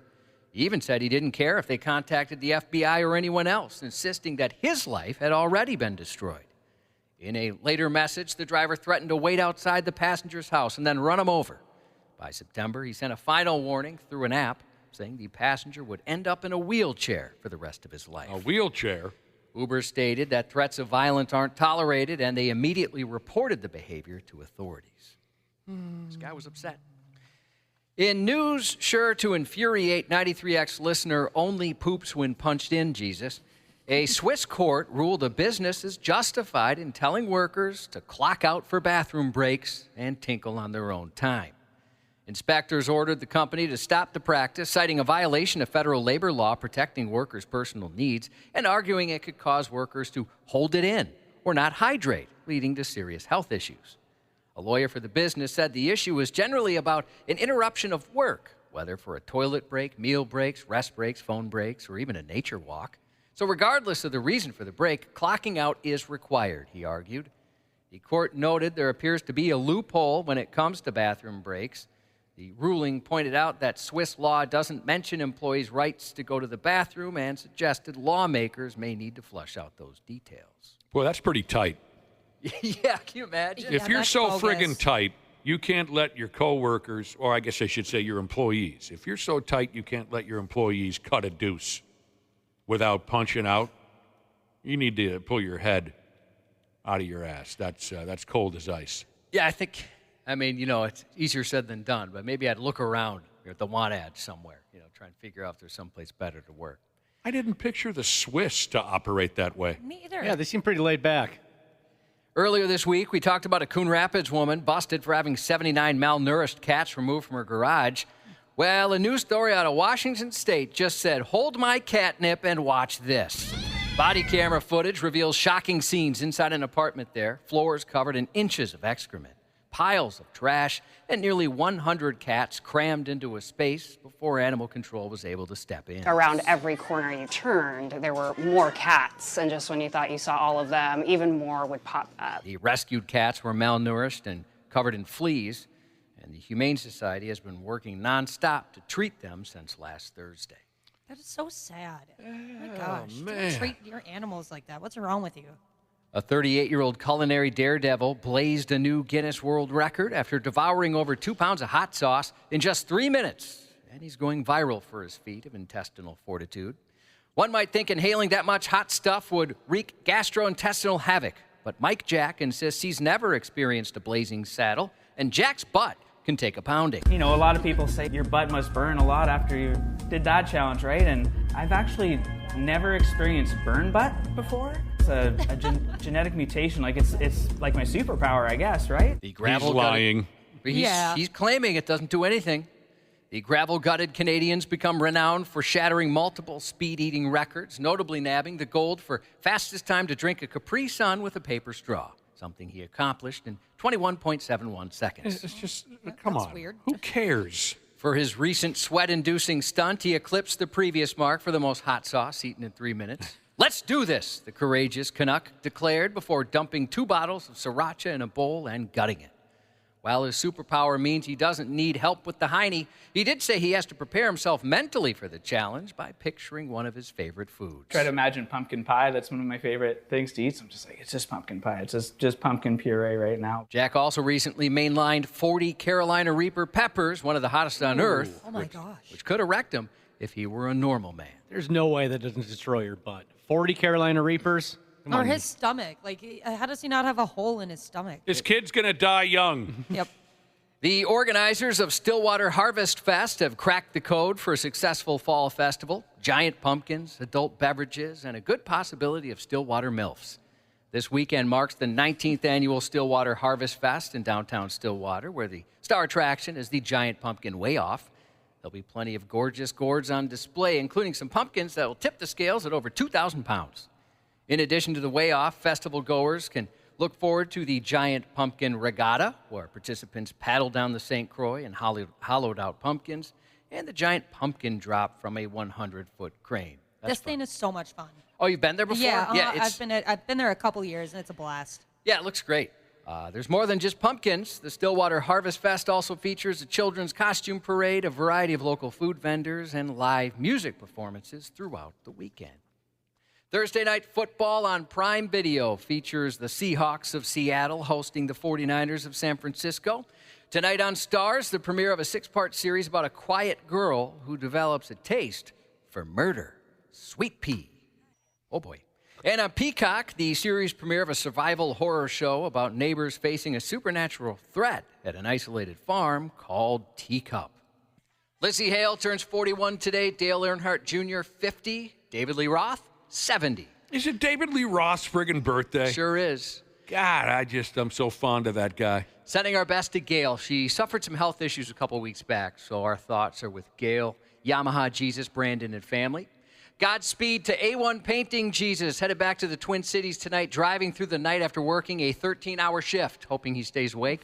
Congratulations to Nicole and her fiancé Tom, getting married Sunday from Metal Hand Finishing Jesus. Happy 4th anniversary to How Did I Ever Get Laid Jesus, and his smoking hot wife Sammy, whose yard donkeys he said he can't wait to play with tonight. Then a lot of birthdays in the brother and sisterhood. Happy birthday to Bones from Turtle Jesus. Other brother Daryl from Show Your Boobs, Win a Balloon Jesus. Happy 18th to Andover Husky Jesus and Dad, Naughty Insurance Agent Jesus. Broseph Jesus, happy birthday to you from No Hawk Welder Jesus. Formula One Jesus. Happy dirty 30th to Ashley's 5th husband Jesus. We got to wait a while for that. Well, actually, not that long. Maybe Now that I think not. about You how never long know. your first marriage was. And happy birthdays to Poop Pumping Jesus and our good friend from Care 11, Rena Sargentopoulos. That's 93X News. Coming up next, we'll talk with Randy Shaver. Randy Shaver. Traumatized, but physically unharmed. On the Half-Assed Morning Show. Any of the ridiculous allegations out there, I'm not going to spend more than one sentence in response to it, and that is, I resent any of those accusations because they're patently false. Karen Rodgers has denied that he had anything to do with his coach getting fired. Yes, you did, dude. I read a lot of articles on this yesterday. There's not one person that thinks he didn't fire him. He also said he's not going to waste his time addressing those, quote, ridiculous narratives. Yes, you will, dude. Hello, Randy Shaver. Hello. God dang it. I just fell off my chair. Oh, my gosh, are you okay? I fell off my chair. You're having a bad day. What is going on? I fell off my chair. What do you mean? You never fallen off a chair before? Not like that. I lost one of my earphones in the process. Oh. What do you call these? Right there. It's by the printer. What Right over happened? What? By the printer. What is going on? I lost my balance. Josh, does he need to have a chair with arms so that you could strap him in? He does have a chair with arms. I may need to be seatbelted in. Yes. He lost some items. He's been very gassy. He's falling off his chair. I think we need to get him a life alert. You know, he can hit the button, send help. I've fallen, but I can't get up. Yeah. Yes. I shifted my weight a little bit to pass gas, and I fell off of my chair. And my headphones are still not. Pieces fell off of my headphones. Big events tonight, Randy Shaver. Big time, big shot, big nuts type of events. We start with the Pigs at the regular season opener. Yes. Tonight's the night. And it's at home. It's a home game. 82 of these coming up this year, Randy Shaver. They play game 1 tonight in St. Paul. Puck drop 7 o'clock. Spray Tan Man's back in town, right? He's coaching the Columbus Blue Jackets. Oh, boy. Do I have that right? I like that. I thought the Spray Tan Man took the gig over there with the Columbus Blue Jackets. Someone can look that up for me. Beer parties happening. I read something about beer parties on the sidewalk. That's where they have them. There in St. Paul if you're going down to the game. So that ought to be something. And we thank Marcus Foligno again for talking to us yesterday. We look forward to talking to Marcus all year long. You're looking at pretty much the same roster as we saw last year. Which he... Uh-oh. Randy Shaver, your microphone's getting funny. I'm sorry. Yeah, it happens. He said that's he's happy with that. Right.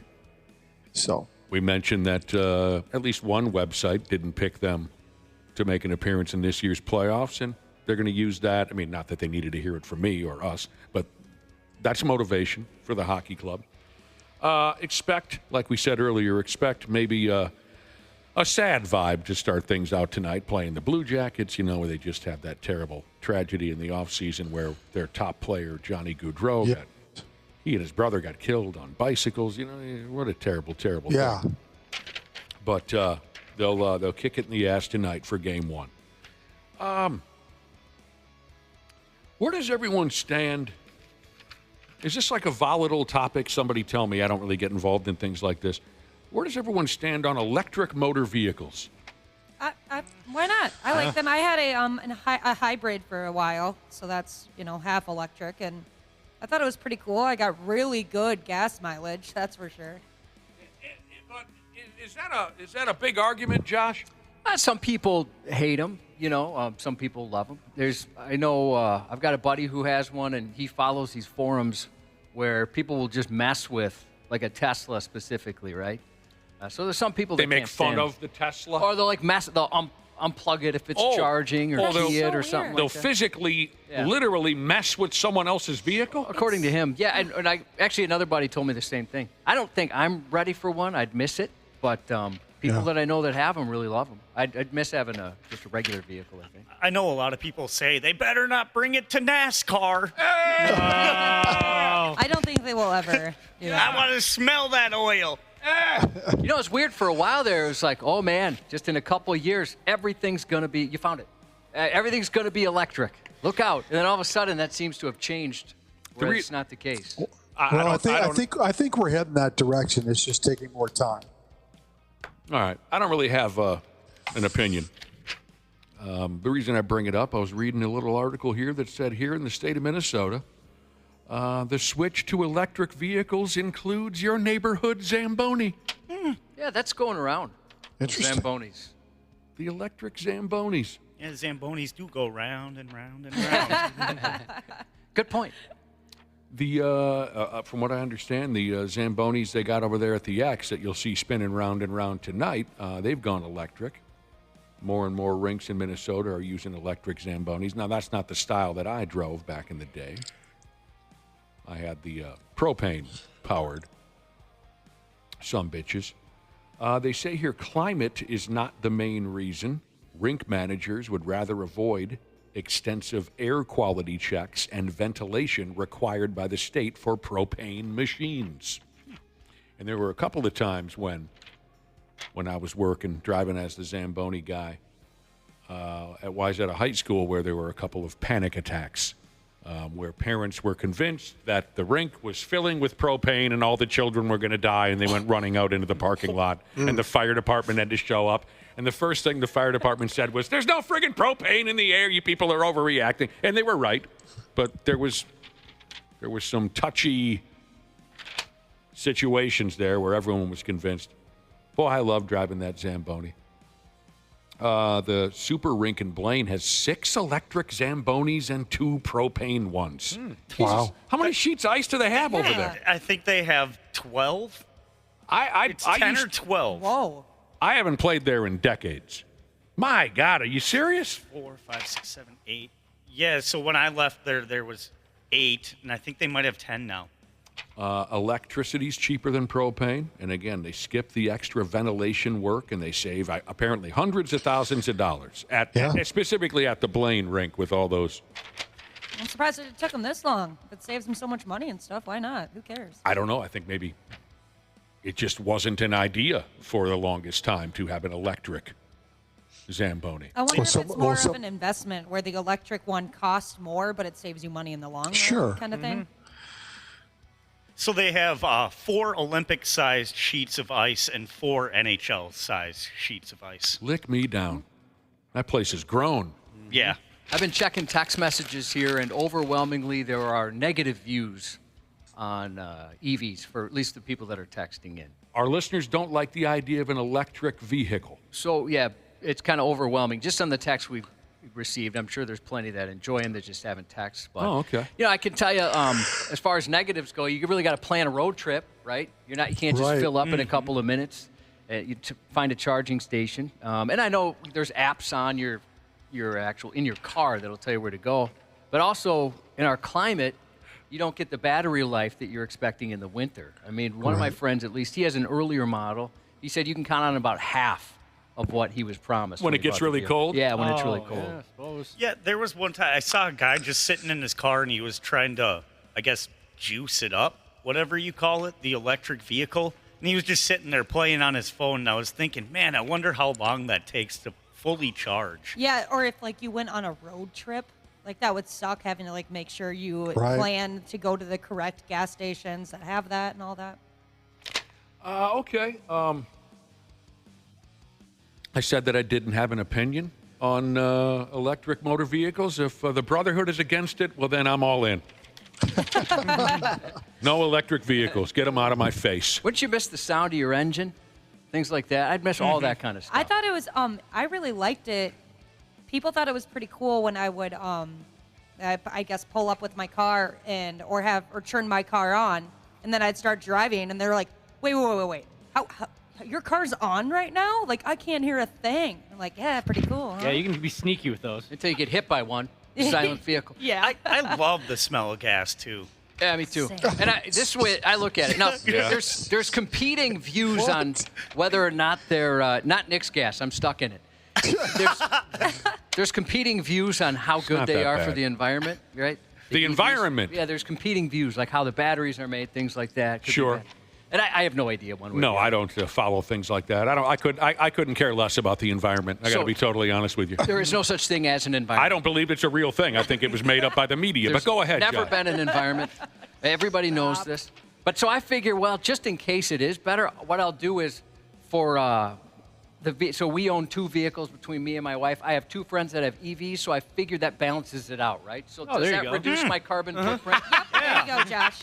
And actually, you know what? I take that back. I know 3 people, so really, I'm the best guy you know for the environment. His carbon footprint. I love that slogan. I love when they talk about the carbon footprint. Yeah, they cancel each other out, Josh, like Larry David when he was in line to vote, and he found out the guy in front of him was going to vote for the opposite candidate, so he said, hey, if we both leave, we cancels each other out. We're all good. We don't have to stay in this line anymore. That was genius. Oh, yes. Hey, who are you voting for? Yeah, that was great. Randy Shaver, what do you think about those electronic motor vehicles? You know what? I'm not quite ready for that. Yeah. Because of some of the things we just talked about having to plan your trip and charge and sit Yeah. around, wait for it to charge. And You like a good road trip, a long road trip. I do like a good road trip. I do like to plan a road trip, but I would not like to plan around that. You don't get to smell the gas. Right. God, you love the gas God, wobble. what is going on, Wobble? Man. Well, gas does smell good. What's the No, problem? it does not smell good. Well, as long as he's not, you don't smell gas in a small confined area with no. I don't just like walk around the gas pumps. Yeah, and I'm not sniff sure it. about that. I'm not sure about that. I Quite like I honestly. like the smell of paint. I'll smell paint all day Oh, long. I don't mind that either. It's like the same like with snowmobile exhaust. I just huff it and huff Oh, yeah. it. They should bottle that. I agree with you on that Yeah. one, Wop. All right. You know, and the people that like them or have them love them. Based on text, now EV fans are texting in saying the same thing. Oh, really? I'm yeah, going to go that way then. Well, it's still overwhelmingly negative. Oh, then I'm with them. But there are some positives coming in now. Yeah, Cat 6 Jesus, he said that Teslas will like plan your route in a way that, like, if you're taking a long distance trip, it will plan your route in a way that you have those stops along the way. It's still, but you know, like people are saying, it's still like 20 minutes, right, to fill all the way up. Yeah. All right. Electronic vehicles, gas-powered vehicles. We'll see where it all ends up. Here's a listener texted in and asking me if, because I mentioned my Zamboni driving career. That's what got this conversation started. Is there's electric Zambonis everywhere now, kind of like we're seeing more electric motor vehicles. Insomniac Jesus asked me, "Didn't you drive a Model T Zamboni?" It was a long time ago, but I loved that gig. Randy Shaver, imagine if I never would have stopped. If I never would have stopped driving Zamboni for a living, you would have never ended up working for me. You're right. Yeah. Thank God for that. Can I Kids tell? get off the ice and Nick's just sitting there cranking it up. It was a fun gig. It was a fun gig. It really did. enjoy every minute of it. Can I tell you again the most satisfying day of my Zamboni driving career? Oh, I get a good feeling when I think about this day. Now, as everyone in the state of Minnesota knows, when you're involved in youth hockey, you're going to run into some dickhead douchebags. It is what it is. Some of us are a little too passionate about the state of hockey around here, and it makes us act like a-holes at youth hockey events, even pro hockey events. You know this. You're going to run into some dickhead douchebags. And boy, did I run into one afternoon there when I was driving the Zamboni at Wayzata. It was, Josh, it was a big day. It was the Pee Wee A playoffs. Whoa! Oh, we better pucker up. It's the Pee Wee A playoffs, right? But it didn't matter what the hell game was happening. Then and now, from what I understand, if it's not a junior varsity or a varsity game, every single one of your little prima donna bastard kids gets an hour of ice time. An hour. And there's no change in that. And I was well aware of that. When I got off the ice on that Zamboni, once I parked that pig, beep, I hit the hour clock. And that was it. And when that hour is up, you're done. I don't care if it's the Pee-wee squirt bantam. I don't care. Well, one day, I hit that hour clock, and I'm cleaning up the Zamboni, and here comes Super Douche Dad from the local Pee-wee A team. Hey, what's that hour clock doing running already? I said, because I pressed the button. It's Pee-wee A playoffs. The teams haven't even gotten on the ice yet. Why don't you start that hour clock over? I said, no. I said, that's the gimmick. We've been taught this since the start of the season. As soon as I'm on, I said, I don't care if the teams aren't on the ice. That's their problem. The rule is, as soon as I pull off the friggin' sheet of ice, I start that hour clock. Well, that's not right. Pee-wee A playoffs, man. Hey, what's your problem? And we're going back and forth. I said, dude, everything but varsity and junior. No. Not when it comes to the playoffs. This is a big game. My son's team is they're 14-0 and they're playing Minnetonka. I said, dude, I don't friggin' care. I said, call my friggin' boss. Call him. Give me your boss's number, he says. I said, cool. Went into the office, wrote my boss's number on a piece of paper, had it in my hand. When I came out the office, Super Douche Dad, he's running the scoreboard now, right? He's over in that little, by the penalty box. He's in that little booth there. He's running the scoreboard. And I walked over, and he turned to me. I crumpled up that piece of paper with my boss's number on it, and I threw it at his face. And I hit him in the face with it. And I said, call my boss.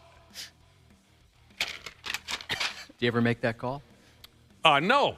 Did he ever make that call? Did the concussion he got from that maybe I hit him. erase his memory? Oh, yeah, I forgot. I hit him right in the face with the piece of paper that I'd crumpled up with my boss's number on it.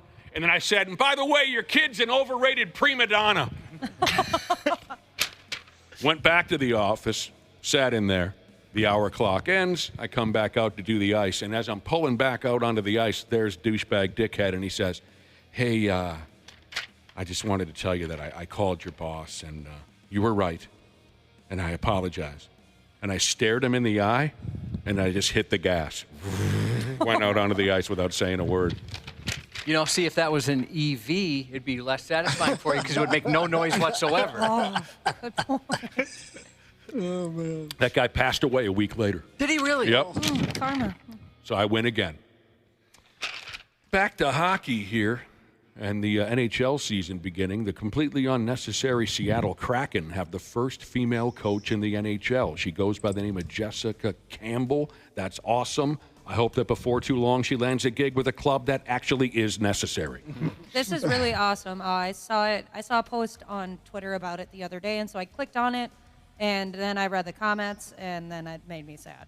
What? You can't read the comments, Yeah, Ashley. you can't read the comments. You read the comments from fans who are against this? Yeah. She got a good reaction when they announced her.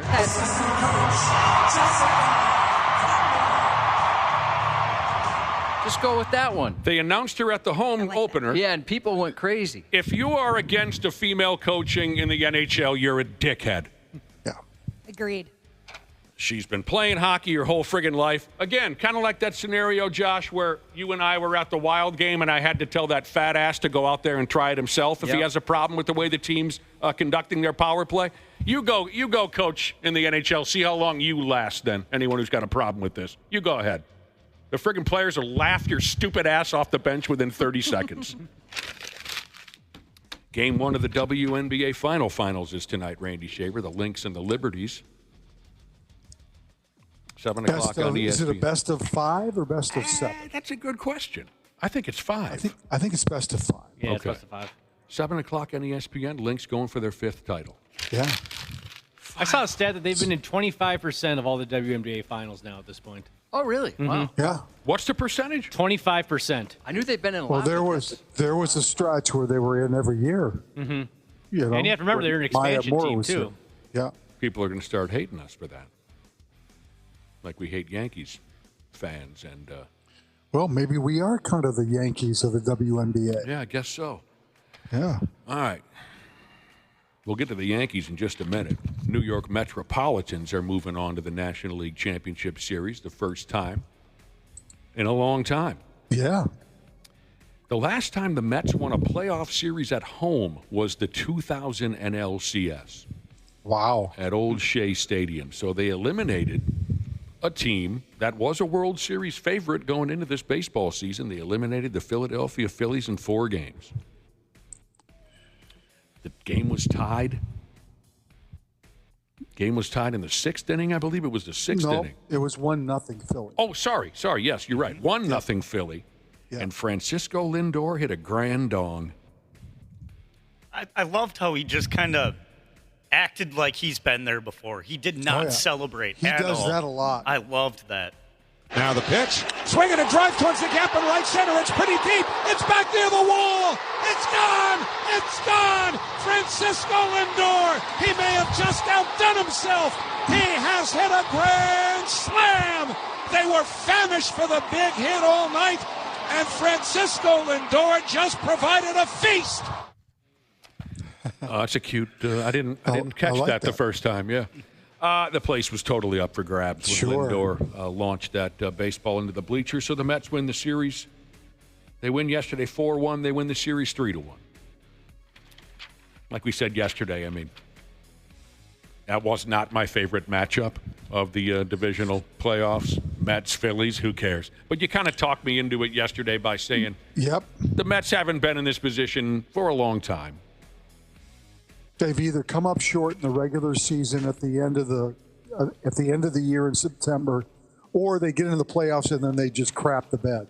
And this team is built to do something. And it's strange because they've got 2 guys, Jose Quintana and Sean Manaea, who were kind of cast-offs of other teams. Oh, yeah.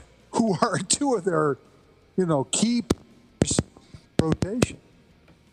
They've been doing well. I just pray that they don't end up playing the Dodgers. Oh, they will.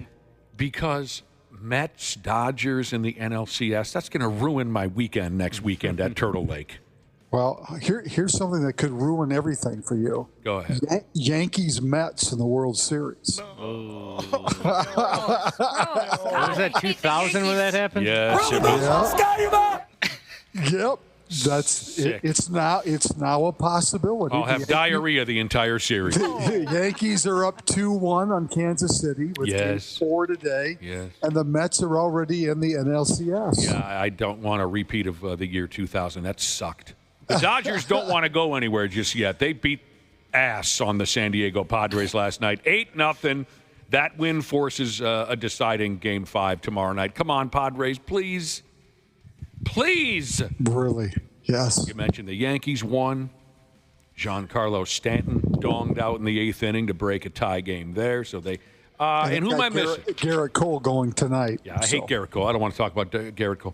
The Detroit Tigers are shutting. Yes. They're shutting the Guardians down in the last 2 games of their playoff series. The Tigers won 3-0 yesterday. How about the Tigers? Now, they don't have a starting pitcher listed for today, so it may be similar to yesterday where they did a bullpen game from the beginning.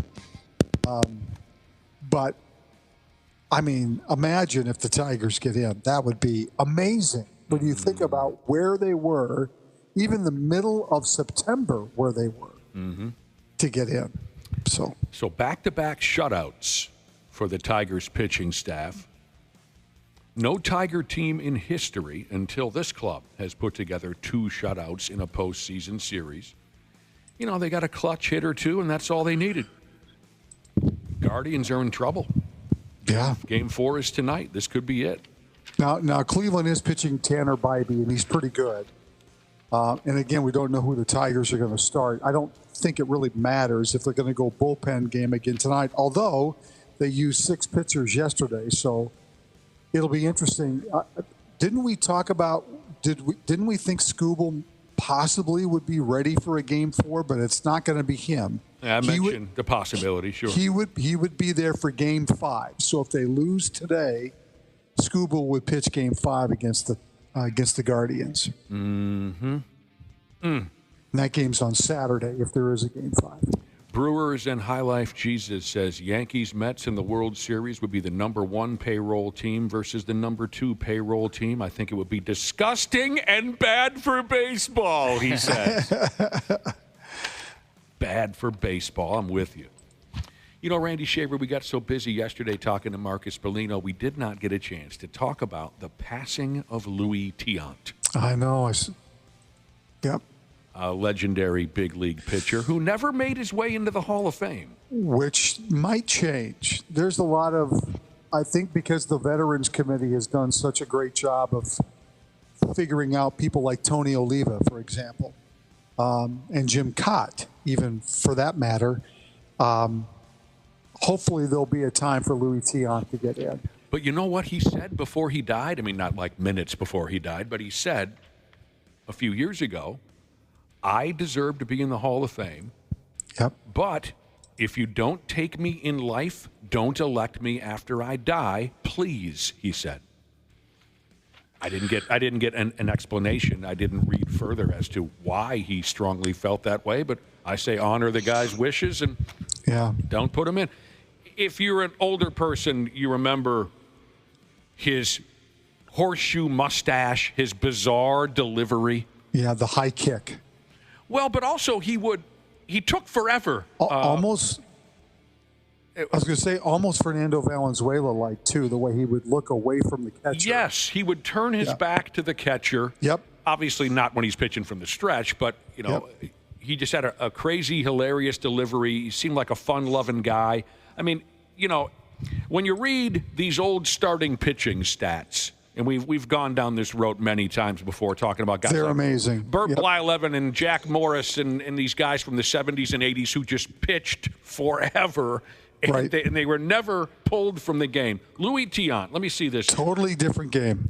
In 1968, he went 21-9 with 19 complete games. Right. Oh, my God. There were only 2 times.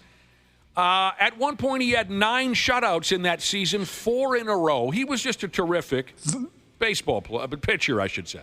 So, same guy. Look at 1974. Louis Tiant pitches for the Red Sox. He goes 22-13. Here's the most amazing stat. He pitches 311 innings. Mm-hmm. 311 innings. That's crazy. As a starting pitcher. Yep. That's and 25 complete games. Think about that today. Yep. That may be twice as many as your entire staff does today. And we can keep going. It's amazing. With this. Now, a lot of people thought it was notable that Louis Tiant died only a few days after, or a week, whatever, after Pete Rose. Yeah. And Tiant and Pete Rose were both involved in the second greatest World Series of all time, 1975.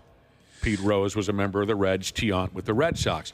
They mentioned that in Game 1 of that World Series, Louis Tiant won Game 1. He shut them out. Shut out the Reds and threw 155 pitches. Yep. Yeah, shut them out. Nowadays, a pitcher gets to 55 and people get nervous. And that's an amazing feat when you consider the Big Red Machine and how good they were in the mid-'70s. Yes, that was a great time. A great time, and God rest his soul. I can remember as a kid growing up, more when he pitched for Cleveland, that when you were playing out in the street ball, and you were mimicking players, you were whoever you were going to be. If you were pitching, the wiffle ball pitcher would be a Louis Tiant pitcher. So you'd kick that left leg up, super high to mimic Louis Tiant, because that's what we all remember, was how Tiant would over-exaggerate the kick to throw to home plate.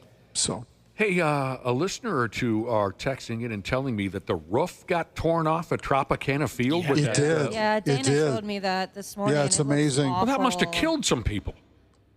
Well, there's nobody in there. Yeah. No. Of course there's nobody in the ballpark. I'm talking about when the debris gets blown. We're talking about a massive stadium. Probably, but hopefully. Yeah. The roof got sucked right off the top of Tropicana Field where the Tampa Bay Rays play? It The article did, didn't talk about any casualties. We're talking massive, what's the word in the business? Debris. Right. That had to have killed somebody. Holy balls. I mean, imagine if the roof got sucked off of the new Metrodome. Right? There's glass everywhere. Jesus balls. I didn't know that. I actually watched some of that hurricane coverage last night. Oh, it's amazing, wasn't Absolutely crazy. I did not know that the lid got sucked off the top of Tropicana Field. So there. I mean, the article said everyone was safe. Nobody got hurt. No one got hit in the neck Most with any people of that? evacuated downtown Tampa Bay. Well, yeah, but still.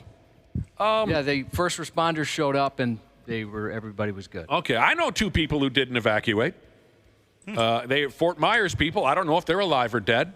They didn't evacuate. Yeah, there's some people that did not. Okay, so what are the? I mean, obviously, this is no decisions could have been made this quickly. But what the hell did the Tampa Bay Rays do? I think they're building a new ballpark, though, aren't they? I mean, not that it's going to be ready next year, but I think they approved a new ballpark. I'm talking about next. I'm talking about in 4 or 5 months here. I understand that. They play without a lid? Like an outdoor stadium now? I don't know. Yeah, maybe they just take the roof off. Well, and, also, that's where they put a lot of supplies and stuff for people who haven't evacuated and, lost houses and stuff like that and need a place to go. Because isn't that what happened with the Superdome? Well, that's what the people that were there, were rescue workers and things like that. So, okay. Yeah, You're saying maybe like a staging area, maybe. Yeah, exactly. Yes. Like National Guard. So you're saying that's where they were planning on putting some people if they had to, and now the lid is off. Yeah. So now everything. What a disaster. Yeah, I mean, remember a number of years ago before we got Target Field, there were plenty of people here in town who thought we could just peel the roof off the old Metrodome and just go ahead and play some open-air baseball. Just guys with a Sawzall up there. Well, I mean, don't get me wrong. That probably was possible. There's plenty of skilled contractors and whatnot that could have figured out how to do that. But I remember folks who know a thing or two about how the old Metrodome was designed, they said it'd basically be like leaving a bucket out in a rainstorm. It would just collect water, Yes. True that. There's no place for the water to go. So, I mean, a rain out would be a total disaster. And it's probably the same thing with Tropicana Field. It'd just be like having a bucket out on the out in the elements. It rains for an hour, and it takes 4 days for them to get the game going. Texters are saying the roof is fabric, and so it just kind of got shredded. Kind of like the old Metrodome. Oh, So it I wasn't- thought maybe it was glass and, it's kind of like the old Metrodome. All right. You got to remember the old Metrodome. That fabric ripped a few times during storms. I was there one night when the fabric over the right field corner seats ripped and water was leaking in. And it's hilarious. And remember how the speakers used to sway when it was super windy outside? Dude. What? In the Metrodome? Oh, my God. It's scary. I was at a game with my dad. Yes. I remember it was they took on the Seattle Seahawks. That doesn't matter at all to the story, but I do remember who they were playing because I had a minute or two where I thought, we're dead. It was so windy that morning. 50-mile-per-hour sustained, terrible, terrible windy day. All right, fine. So it was a battle for me and the old man just to walk down the sidewalk to get to this stupid game against the Seattle.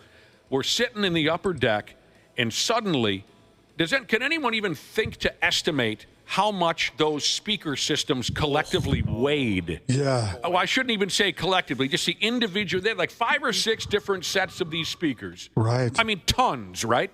Yeah. Suddenly, one of them starts to slightly sway, and then momentum takes over, and they are full on swinging back and forth like you're watching a kid on a playground. Oh my gosh, that's terrifying. The players are noticing and looking up. The referees are noticing. Everyone in the ballpark, no one's watching the game anymore. They're just watching this, and there's like a ooh kind of a vibe going. My dad turns to me, and he says, I think this is it for us. And a lady in front of us went, don't say that. People were terrified. Yeah. And then after a stretch of time, they settled down. Still to this day, I'm surprised the referees didn't blow the whistle and get everyone off the field. But they didn't. Yeah. It was something to see. Yeah. All right, while we're talking about football here, Randy Shaver, People Magazine, they are tuned in to the sexiest quarterbacks in the NFL. This list is garbage. Oh, is your boy not on there? Nope. Well, he's retired, though. Yeah. Still doesn't count. But still down there. People Magazine has listed for all of us the top 12 sexiest quarterbacks in the National Football League. Oh, throw some at me that you find to be sexy. Well, it's Brock Purdy. Are you kidding me? He's not on there? He looks like an 8th grader. He's on the list. No, he's on the list. No. I'm not telling you who's on the list You yet. just made the list. I'm. The reason I reacted is that anyone would find that kid to be sexy. He looks like an 8th grade kid. I would say Josh Allen. Yeah, buddy. Yep, that's an I would easy one. I would say Lamar Jackson. Jalen Hurts. He's a good-looking man. Jalen Hurts. Okay. Burrow. Right. Joe Burrow for sure. That's Janelle's guy. He lost it. All right. Derek Carr with his mascara. Yep. Oh, God. He's Derek a pretty boy. Carr with his mascara. I want to I hear more thought about Jimmy that. G still play. He's not with the Rams. He's not playing. Who is it that you're upset is not there? Well, Garoppolo. I thought he played with the Rams still. Matthew Stafford should be on there. Matthew Stafford. Okay, here we go. Here's the top 12. Okay. And again, Brock Purdy. I mean, are there women who are? Yes. Purdy's his last name, dude. Yes. But he just looks like this harmless. Anyway, He's adorable. number 12. But sure, but we're not talking about adorable. We're talking about sexy. If we were That's talking true. adorable, there's a big difference. Number 12 is Joe Flacco because he's a what's the term again? Stone Cold Pimp. Well, that's Silver a good Fox? Silver Fox is what I was going for. Yeah, he's got the peppered facial hair. Joe Flacco. Yep. Number 11, Jordan Love. Jordan Love. Sure. 10, Derek Carr. Now tell me about this mascara. What are we talking about? It looks like he's always wearing mascara. He's had to address it before and say, Yeah. I'm never wearing mascara, Yeah. but it Right. looks like I always am wearing mascara. He looks like he would play like a vampire in a movie or something. Yeah, he looks like he should be in an yeah. emo band of some sort. Yeah, yeah, like he'd be the lead singer of My Chemical Romance. Yeah. My Chemical Romance tribute band. Yeah. Ashley mentioned this one. Number 9 is Philadelphia Eagles quarterback Jalen Hurts. 8, Josh Allen. 7, Brock Purdy. 6 is Patrick Mahomes. Now, Wapple supports this choice. Wapple supports this choice. He wished many more women found Muppets to be sexy. Yeah. I mean, that voice alone. It's a voice. Oh my gosh, exactly. Like, what is Patrick Mahomes and Brock Purdy do not belong on this list. My favorite thing I've heard about Patrick Mahomes, last year we were bitching about him because that's all you can do is bitch about he and Kelsey and Andy Reid and all those jagoffs on the Kansas City Chiefs that we're all wildly burned out on. Totally burned out. Anybody in their right mind cannot stand to watch another second of Kansas City Chiefs football. Last year when we were talking about it, a listener texted in and said, it's time for Mahomes to get a big boy haircut. Yes. I love that line. Time to get a big boy haircut. The 5th sexiest quarterback in the National Football League, Justin Herbert. I can see why people would think. I kind of forgot about him. Yep. 4, Dak Prescott. Okay. Until I saw him shirtless, I wouldn't have agreed, but I guess I agree with that one. Number 3, I totally disagree with. I don't know how any woman or man could be attracted to such a phony, cheesy individual like Russell Wilson. Oh, God, no. No. No. He is I'm just out. so cheesy and. I'm out. Number 2, Caleb Woolham, the quarterback for the Chicago Bear. Sure. And number 1 is Andy Dalton. For the, Red Rocket. Wow. number 1 is Andy Dalton. Trevor Lawrence? No, they didn't like his hairdo. They didn't like. It's Joe Burrow's number 1. Sure, Joe. Lamar Jackson should be on that list. I mean, not just taking into account like your personality and your swagger and things like that. Cool factor. Yeah. Right. What else do we need to Kirk cover? Cousins should have been there. Kind of silly he wasn't on there. Yeah, very silly. That surprises me, actually. That he was, he's a pretty decent-looking man. It's because he's such a dork. Yeah. That's why. Dorks aren't sexy. Yeah, I know that too well. Yeah, they're not sexy, but they've got other things about them. Randy Shaver, I love you, but I'm going to come to your house and grab that microphone. I don't know what's going on. It's plugged into my phone. And I'm It's going not. to keister it. Oh, my God. And then I'm going to release it back onto the floor of your home. And then I'm going to push your face into it. Oh, my God. I know it's not your fault. I know. I'm just saying. There's something about it today. Oh. I haven't noticed. It's bad? Yeah, I haven't noticed anything either. Yeah. Randy, don't feel bad about it. We know it's not Randy's your fault. Yeah. I just like to mess with it. Mess with you. Very descriptive. Good visual.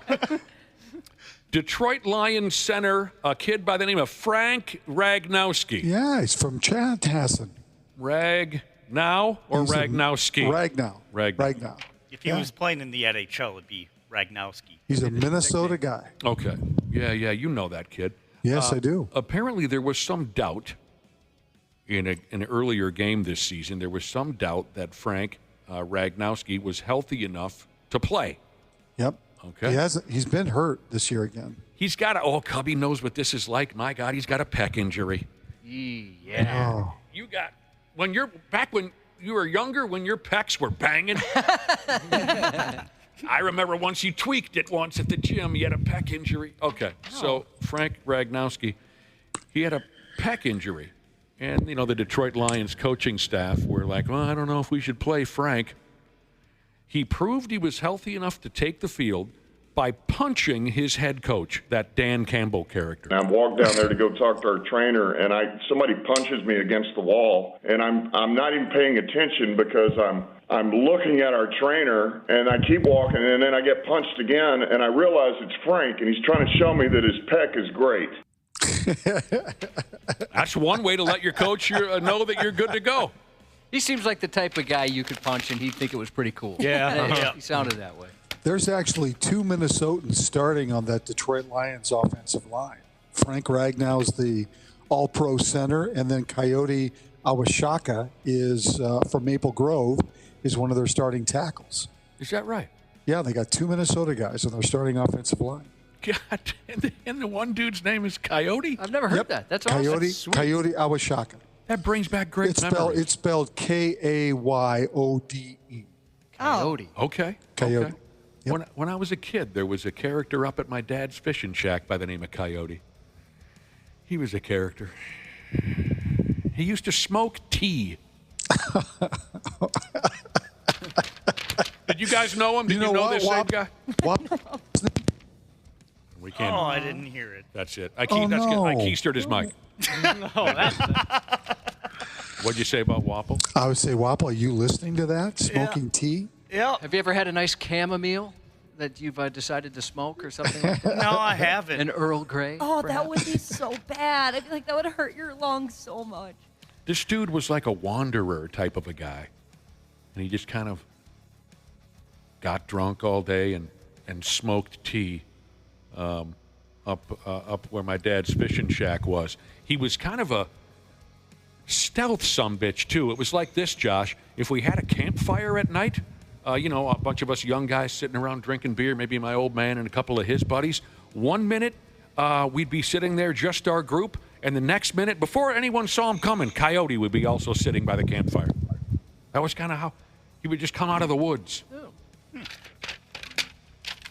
I heard he checked out a few years ago. Oh, no. Yeah. Here's the deal, Randy Shaver. Tea-related? Coyote related? Oh, that would be.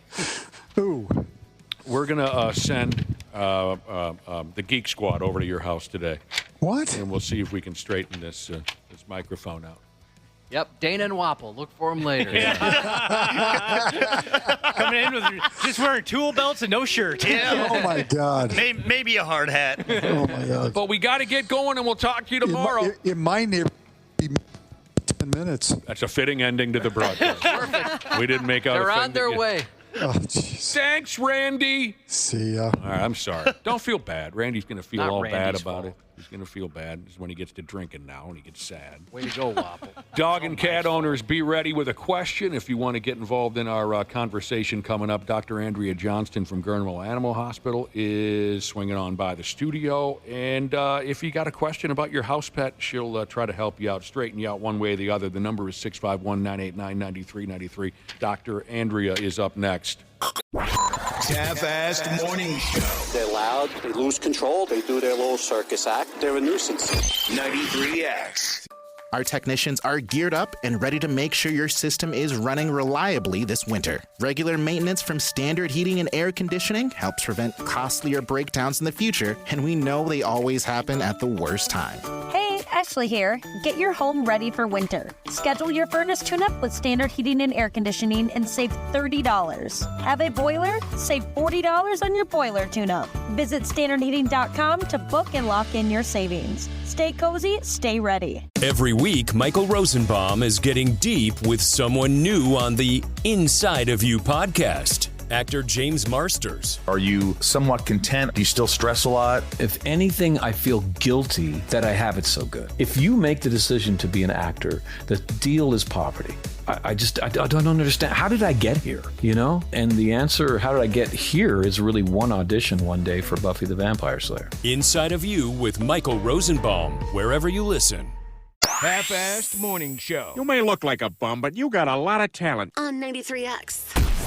All right, we're about ready to welcome Dr. Andrea Johnston from Gehrman Animal Hospital in Minnetonka to the show. But first things first, welcome back to the Half-Assed Morning Show. And you should know 651-989-9393 is the number to text if you have a question about your beloved house pet. How are you, Dr. Andrea? I'm well, thanks. How are you?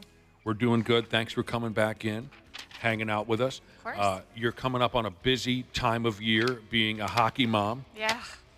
Oh.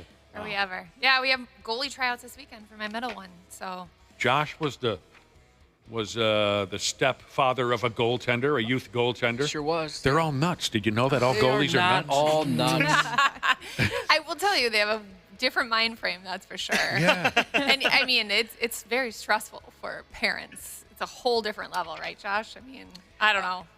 The goalie? Yeah, Well, just watching your kid. They they're take like a lot of the blame, yeah. if you know what I I'll mean. tell you what, yeah, if your kid gets scored on, which in my case never happened, Right. but you know, there's so many people cheering at the miss Oh, he just sure. made, something like Sure. that. It hurts a little bit. Well, There were some hurt feelings. It's kind of, yeah, you know, well, no, I don't think there are hurt feelings, but you kind of like, that's got to be stressful for a kid or anybody else, right? Goaltender tryout. Cheering at your failure. Yep.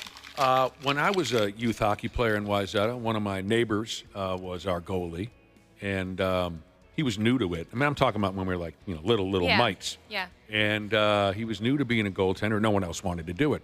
And the coach told his mother, well, to get him warmed up to it, take him out in the garage, put all the gear on him, and then just you and your husband just throw pucks at him.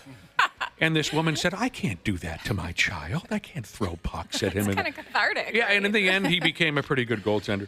You know, the thing about being a goalie is throughout your life, you're never going to be short of playing a game, right? There's always people like, we need a goalie. So Always. Yep. he'll be showing up different I mean, he plays with guys like in their 60s at times. They'll give him a call. Hey, can you come out here at 5 in the morning? The most popular character in any beer league Oh, yeah. He's always got a game available is to the him. goalie who's willing to show up. Yeah, now they want to pay for things too. We'll Yes, pay for they your do. we'll pay your for your to be on the team Yes, or they equipment will. or whatever. Yep. Yeah.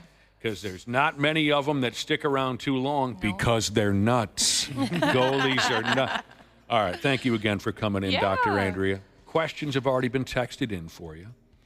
Well, we got a guy that wants to take his dog out hunting here this weekend, pheasant hunting. A high-performance GWP? Yeah. What is a GWP? Well, it's a German short hair pointer. That's what I have at home. They're the Oh, best. okay. Yeah. They are. They're so smart, too. Yeah. Gosh. They suspect that this dog has torn a tendon in his front leg. He's been on light duty for a few months, hasn't been limping lately, and they're wondering, what do you think about the idea of taking him pheasant hunting this weekend, even if only for a short time? I get this question all the time Yeah. from my clients with hunting dogs because they just want to go and run, right? Mhm. And everyone's excited for the hunting season. Mhm.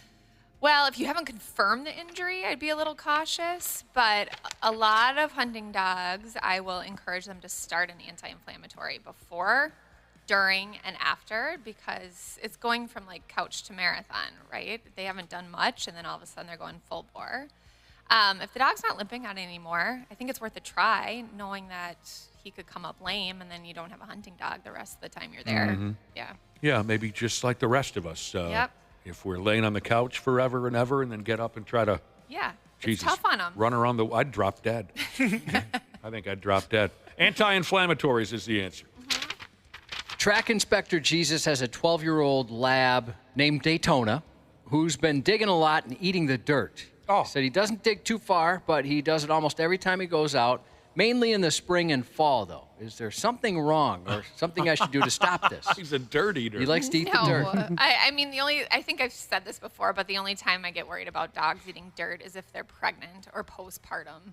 Otherwise, it's just a behavioral thing. They're looking for stuff in the ground. It's nothing to worry about. I mean, put holes in your yard, but besides that, it's not a big deal. Nothing to. Okay, that's good. Why would a dog be eating dirt if pregnant or postpartum? Because it can indicate like a nutrient deficiency. Oh, dang. Okay. Yeah. Along the pregnancy, this is more human pregnancy. This person says, when I'm pregnant, my cat is extra annoying about getting fed and sometimes will pee outside his litter box. What can I do? Sick of cleaning up his pee. They brought the cat to the vet thinking it was a UTI. It wasn't. They still had an $800 bill. They got some special food, didn't do anything.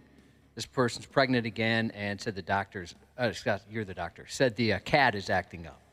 Should she stop getting pregnant? Is that what you'd recommend? That might be a good idea. What does the pregnancy have to do with anything? This has happened to me actually several times before where a client will come in and the cat's peeing outside of the litter box or acting really strange, and then they find out they're pregnant. So the cat The human or the cat? The human. So the cat can sense the hormone change. What? Yeah, and they'll start to do some abnormal things. I guess in that woman's case, I would consider having more than one litter box if she's got one cat. We say always cats +1 for litter boxes. She can also try, I actually think this really works well, as a pheromone collar. You can buy them on Amazon, but they're little collars they wear around their neck to emit like a maternal hormone that's supposed to be calming. It's called Feel Away. It works really well, so maybe the cat, that will help relax the cat too. Do dogs take note when you're pregnant too? I always heard that they become like more cuddly. Or... I do believe they do as well, but I think cats just have that extra intuition. They're just a little bit more aware of those. Smarter. Cats are smarter. I didn't a lot say smarter. that. I said it. So did Waffle. I mean, forget a pregnancy test then. Just bring your cat near you. Finally, Dr. Andrea confirmed it. Every time we have you on, I learn something that's just fascinating to me. So the cat can sense the hormonal change in a pregnant woman, and then they get jealous or something? Is that what I don't know if it's just like the shift or the pheromone change that they sense, if they're jealous or nervous or, it's interesting, isn't it? That is, That's cool. Here's a text message for Dr. Andrea. A 19-year-old Bengal cat? We're not talking about a giant tiger in your house here, are we? What are we talking about? No, I mean, they have been domesticated. Okay. They're small, but they are feisty. Okay. Yeah. A 19-year-old Bengal cat with early-stage kidney disease. He's doing well now, but what should we be watching for as it progresses? Any tips for the time that she has left? I mean, that's pretty impressive that the 19-year-old only has early-stage kidney disease. Most cats at 19 have some form of kidney disease. Make sure they're on a kidney diet, low-protein diet. Make sure you're checking blood pressure. Kidneys regulate blood pressure. Make sure you're checking for protein in the urine because there's certain medications you can use to regulate that to slow the progression of kidney disease. Wow, that's kind of sad. Sometimes people do fluids at home, too. So you can actually take a bag of fluids like you'd see in the hospital Yeah. and give them subcutaneously under the skin to keep the cat hydrated. So I have a handful of clients that give their cat fluids at home. Well, I mean, yeah, whatever you need to do. And it's always kind of entertaining when the animal gets that water lump on their back. Little hunchback. Yeah. I get a kick out of that. Yeah, it works well. Yeah. Sprinkler Fitter Jesus said his dog steals and hides shoes every damn day. Doesn't chew them, just steals them and hides them, and then he says, "What the hell, man?" Yeah, I mean, that's a behavioral thing. It also kind of depends on the breed, too.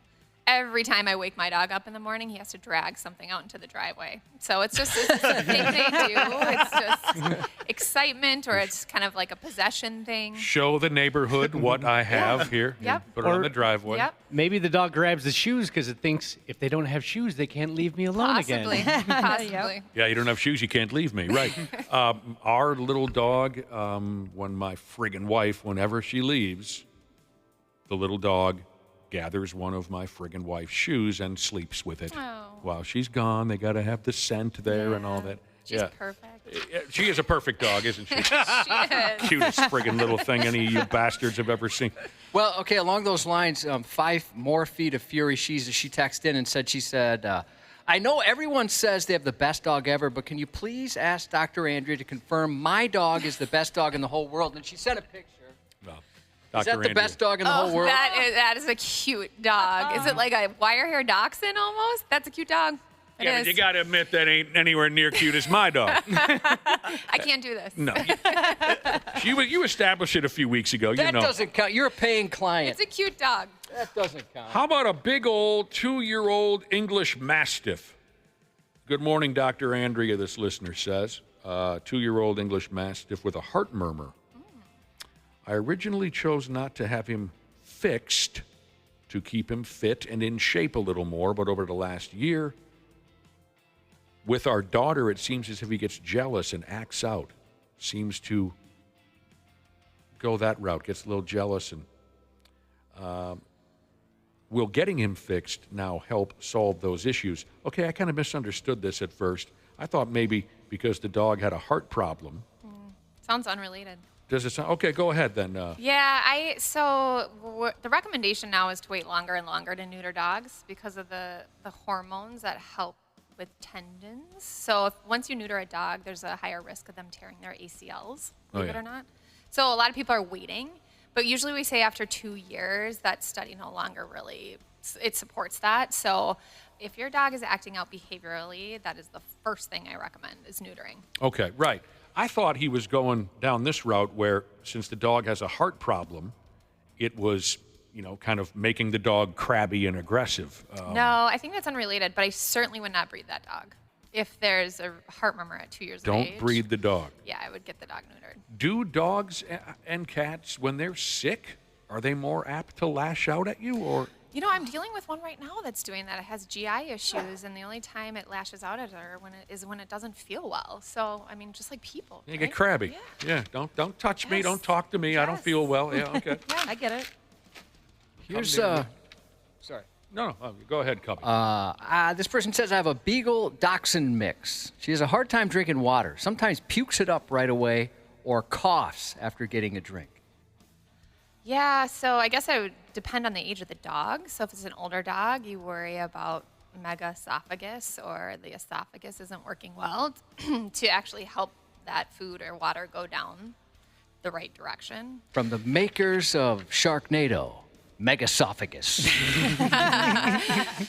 The other thing is they make bowls, water bowls and food bowls now, to slow down that drinking and eating so they don't scarf and barf.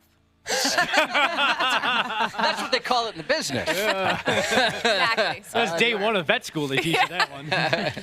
All right, this, like I said, every time we have you in, Dr. Andrea, I learn something else that's fascinating. And so far this week, it's been what we learned a few minutes ago, that your cat can sense the hormonal change in a pregnant woman. And they get a little squirrely.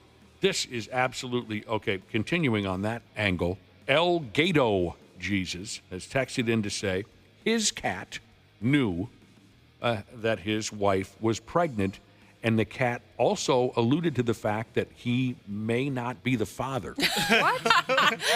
That's not the cat's problem. That is one smart cat. It kind of looked over at El Gato Jesus as if to say, dude, I don't think this is yours, bro.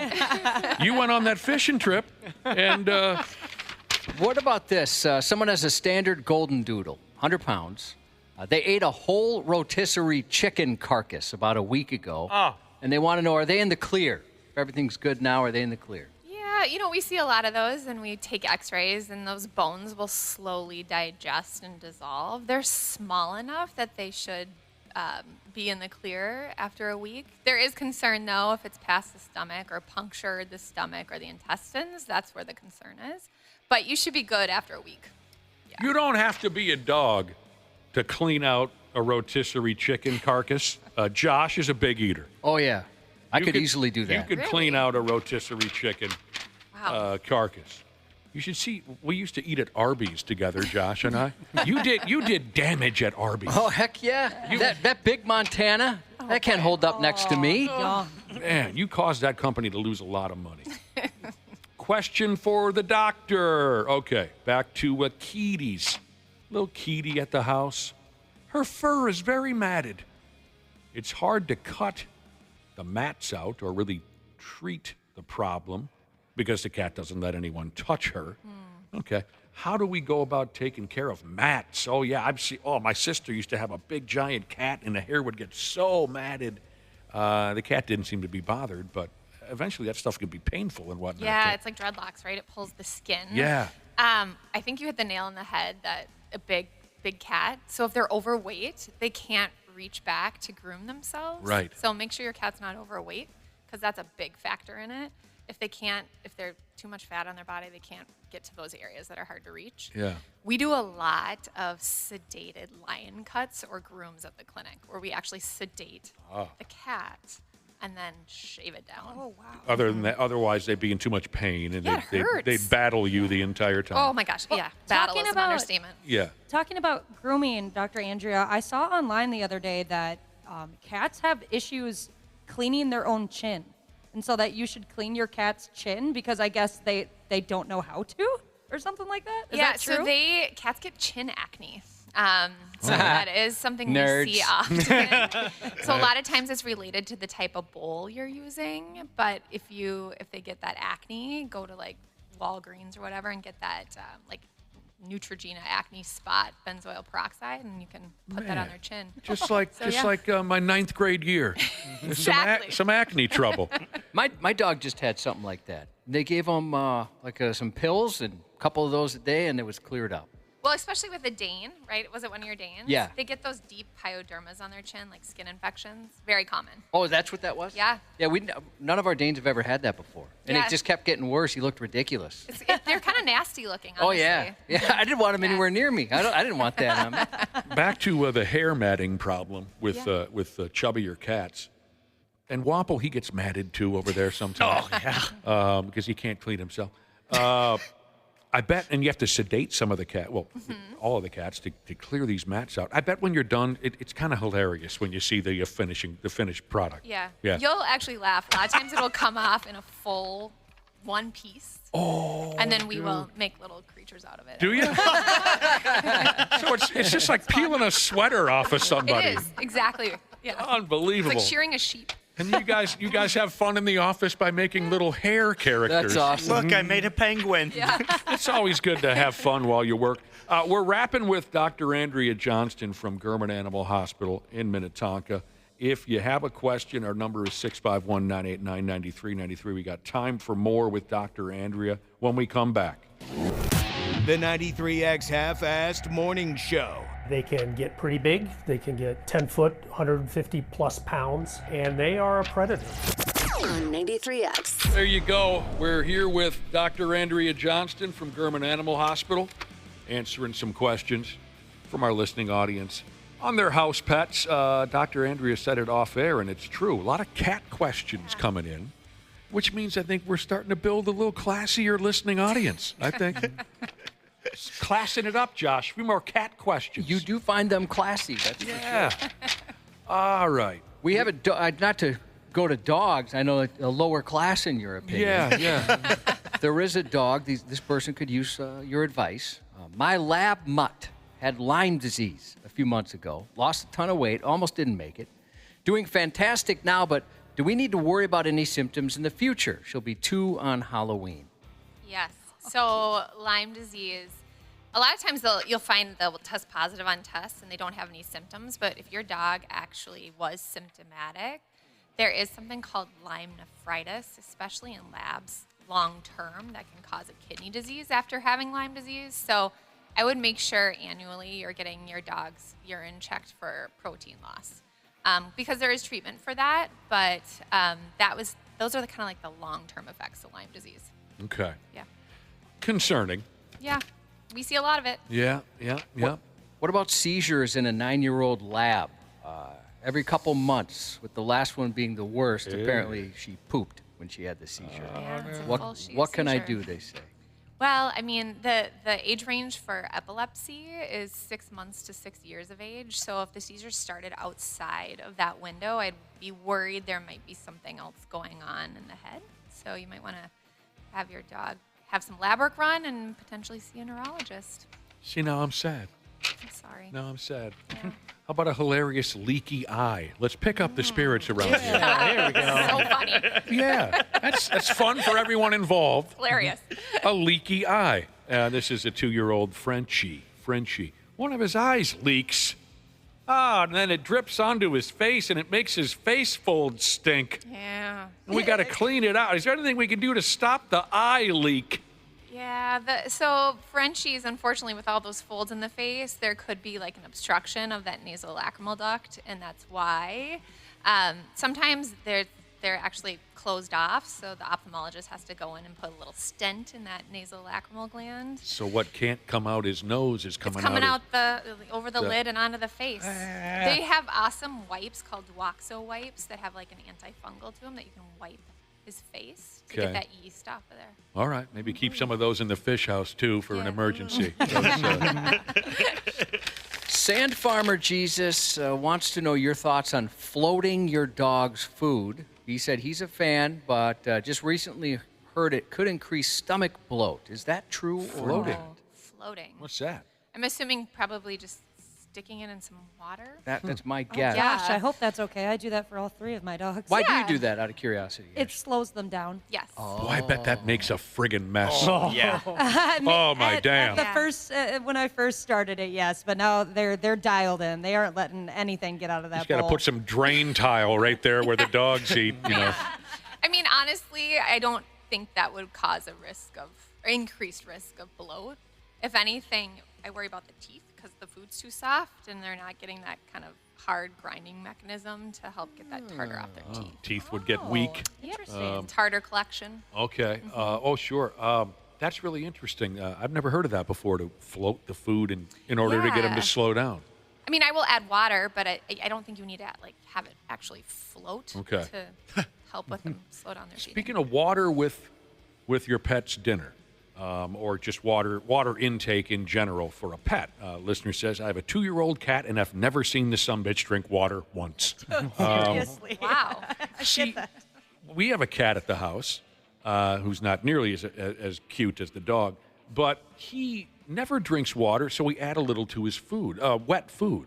And I never see him drink water. They're miraculous animals, are they not? They are. Yeah. They are. I mean, there's moisture in the food, Right. Be it dry or wet. And if the cat's getting a lot of wet food, it's getting what it needs for that water intake on a daily basis. But how come you never see a cat just walk up on a bowl of water like a dog and just clean the thing out? Yeah, they're sneaky like that. So they like faucet water. They do like- Yeah, what's up with that? It's fresh. Our dogs like to do that, drink out of the faucet. Oh, yeah, the cats love when you leave that faucet on. So my They're cat, fancy. my Yeah. cat Minnow never really drank out of a bowl of water, but then I got one of those cat water fountains that constantly circulates the Sure, water with yeah. a faucet. And now she constantly drinks Yeah, water. they like it. They like it flowing. They like it fresh. They, Yeah. Yeah. I had one of those. But be warned, Wapple, because cats are snobs. She'll get sick of it.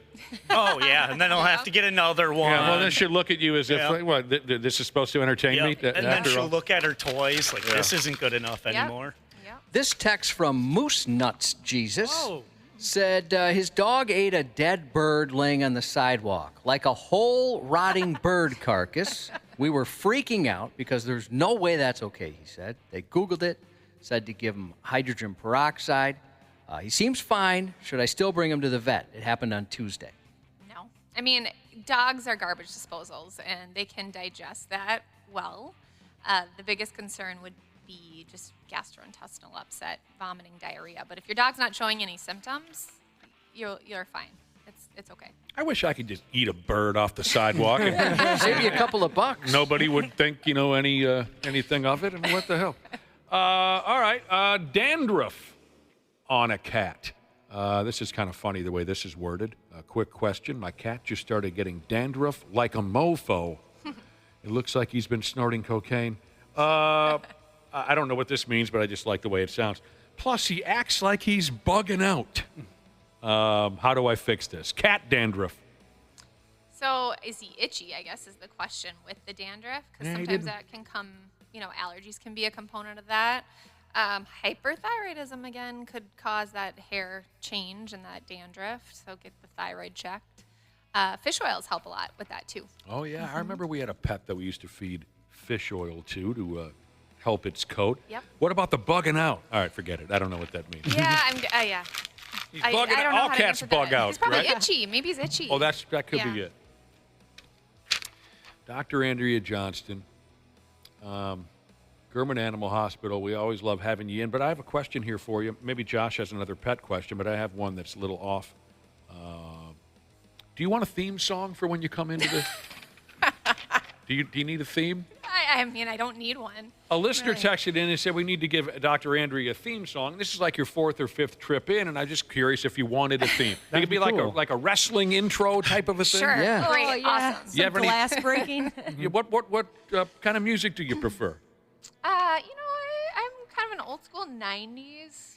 Ooh, okay. Yeah, okay. Like grunge 90s? Both. Grunge, rap. Okay. I like 90s grunge. I like, Stone Temple Pilots, Smashing Pumpkins. Okay. We could come up with something, couldn't we, Josh? I would think we could do something. Josh is a maestro over there. I'll let you do your thing. Okay. Yeah, All I'm right. not. And in 2 weeks, when Dr. Andrea returns, we'll have a theme song ready. Another example of cats being sophisticated here from Yeah. the Brother and Sisterhood, and they're hoping for your help. Are there any meds or advice you could give to a cat that won't stop peeing in front of doors? Wow. In front of doors. In front of doors. Man, they're smart. You're right. What a sophisticated animal. No kidding. Make sure you have litter boxes per cat plus one. That's the math right there? Yeah. Okay. So if you have 2 cats, 3 litter boxes, etc. What if you have 3 cats? 4 litter boxes. What if I have 4? Never mind. Yeah, right. What are we Running going out to of see? space. Yeah. I'm going to go see Air Bud. Yeah. It sounds behavioral to me, though, but make sure you get a urine sample check. Make sure there's no stones or crystals. Do you like Nickelback? No.